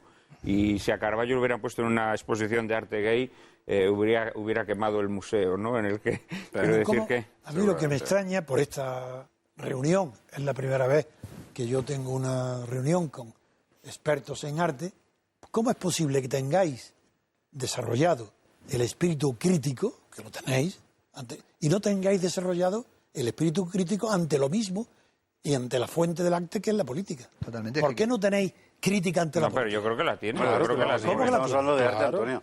Yo creo que la El tema tiene. del Vamos a programa ver, Es este, otro si no- tema. Eso ¿Quieres son que otros un temas. criterio? Otro programa. Proponnos un criterio, tenemos que terminar el De lo que ha programa. explicado Fernando, Esparza. Que yo de lo que ha explicado Fernando, yo me quedo con una Bueno, cosa, antes decía que es el que que Europa- la Por favor, gente, callad por esta banda. que es el que la gente diga lo que piensa, el público. Es decir, eso creo que es muy importante, puesto que este arte pretende funcionar sobre la base de la democratización absoluta, que lo sea de verdad, es decir, que el público opine y que elija. Y en lo demás comparto bastante el programa de Ilia y querría subrayar una cosa fundamentalmente. Me parece que es muy importante en la educación volver a enseñar a los niños historia del arte, desde el principio hasta el final. sin duda. Entre otras cosas porque nadie es capaz de tener un juicio crítico autónomo sobre lo que hoy estamos viendo si ignora... Si no tienes que ha los sido- referentes. Claro. Pero Entonces, además de la historia del arte, hay que la historia enseñar general, algo evidentemente, pero- que nadie habla de ello, que es el arte de pensar y mirar el arte, Claro, que es un capítulo de mi libro. Sí, El eso es muy miramiento. importante, pero no, Si no sabes mirar- no pidas peras al olmo de momento. Con que en el próximo plan de enseñanza, que seguramente llegará cuando acabemos con esta porquería que nos está abrumando de la LOCSE, a alguien se le ocurra reivindicar dentro de las humanidades algo tan esencial como historia o historia del arte, habremos dado un paso de gigantes. Sí. Entre otras cosas porque tenemos una sociedad que sabrá por sí misma generar recursos espirituales, ¿verdad?, para salir de tanta mediocridad. creo yo. Tenemos que dejarlo aquí. Cuando Fernando hablaba de los fraudes y de los timos, recordaba esa película de Orson Welles, he recordado yo una anécdota maravillosa de César González Ruano, que él cuenta en sus memorias. César González Ruano y un amigo suyo decidieron falsificar unos cuantos de Chiricos. Sí. ¿no? Montaron una exposición de Chirico, toda con cuadros falsos. Y el día de la inauguración, justamente ese día, de Chirico visitaba la ciudad.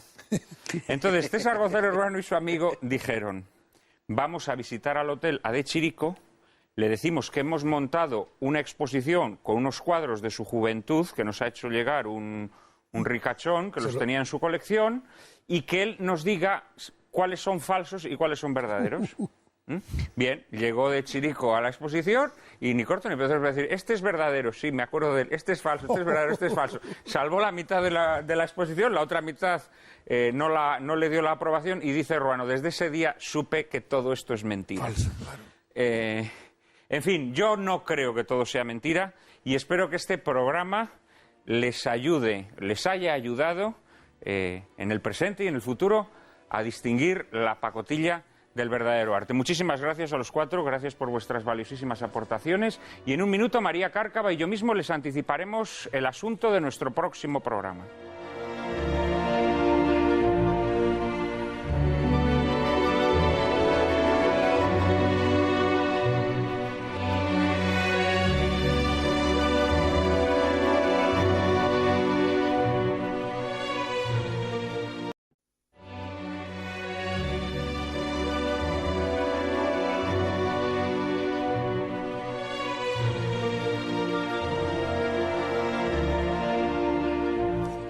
Bueno, y la semana que viene trataremos de adentrarnos en uno de los bodrios políticos e intelectuales más sonados de los últimos tiempos, la llamada memoria histórica, a través de la cual se ha intentado y en no escasa medida logrado una tergiversación ideológica de nuestra historia con un objetivo evidente de ingeniería social y unos efectos estragadores sobre la convivencia de los españoles. Ilustraremos nuestro coloquio con La Paz. Empieza nunca, película dirigida por Leon Klimowski sobre una novela homónima de Emilio Romero y protagonizada, entre otros, por Adolfo Marsillac, Concha Velasco y Jesús Puente, que se ambienta en la época que la memoria histórica ha tratado de tergiversar.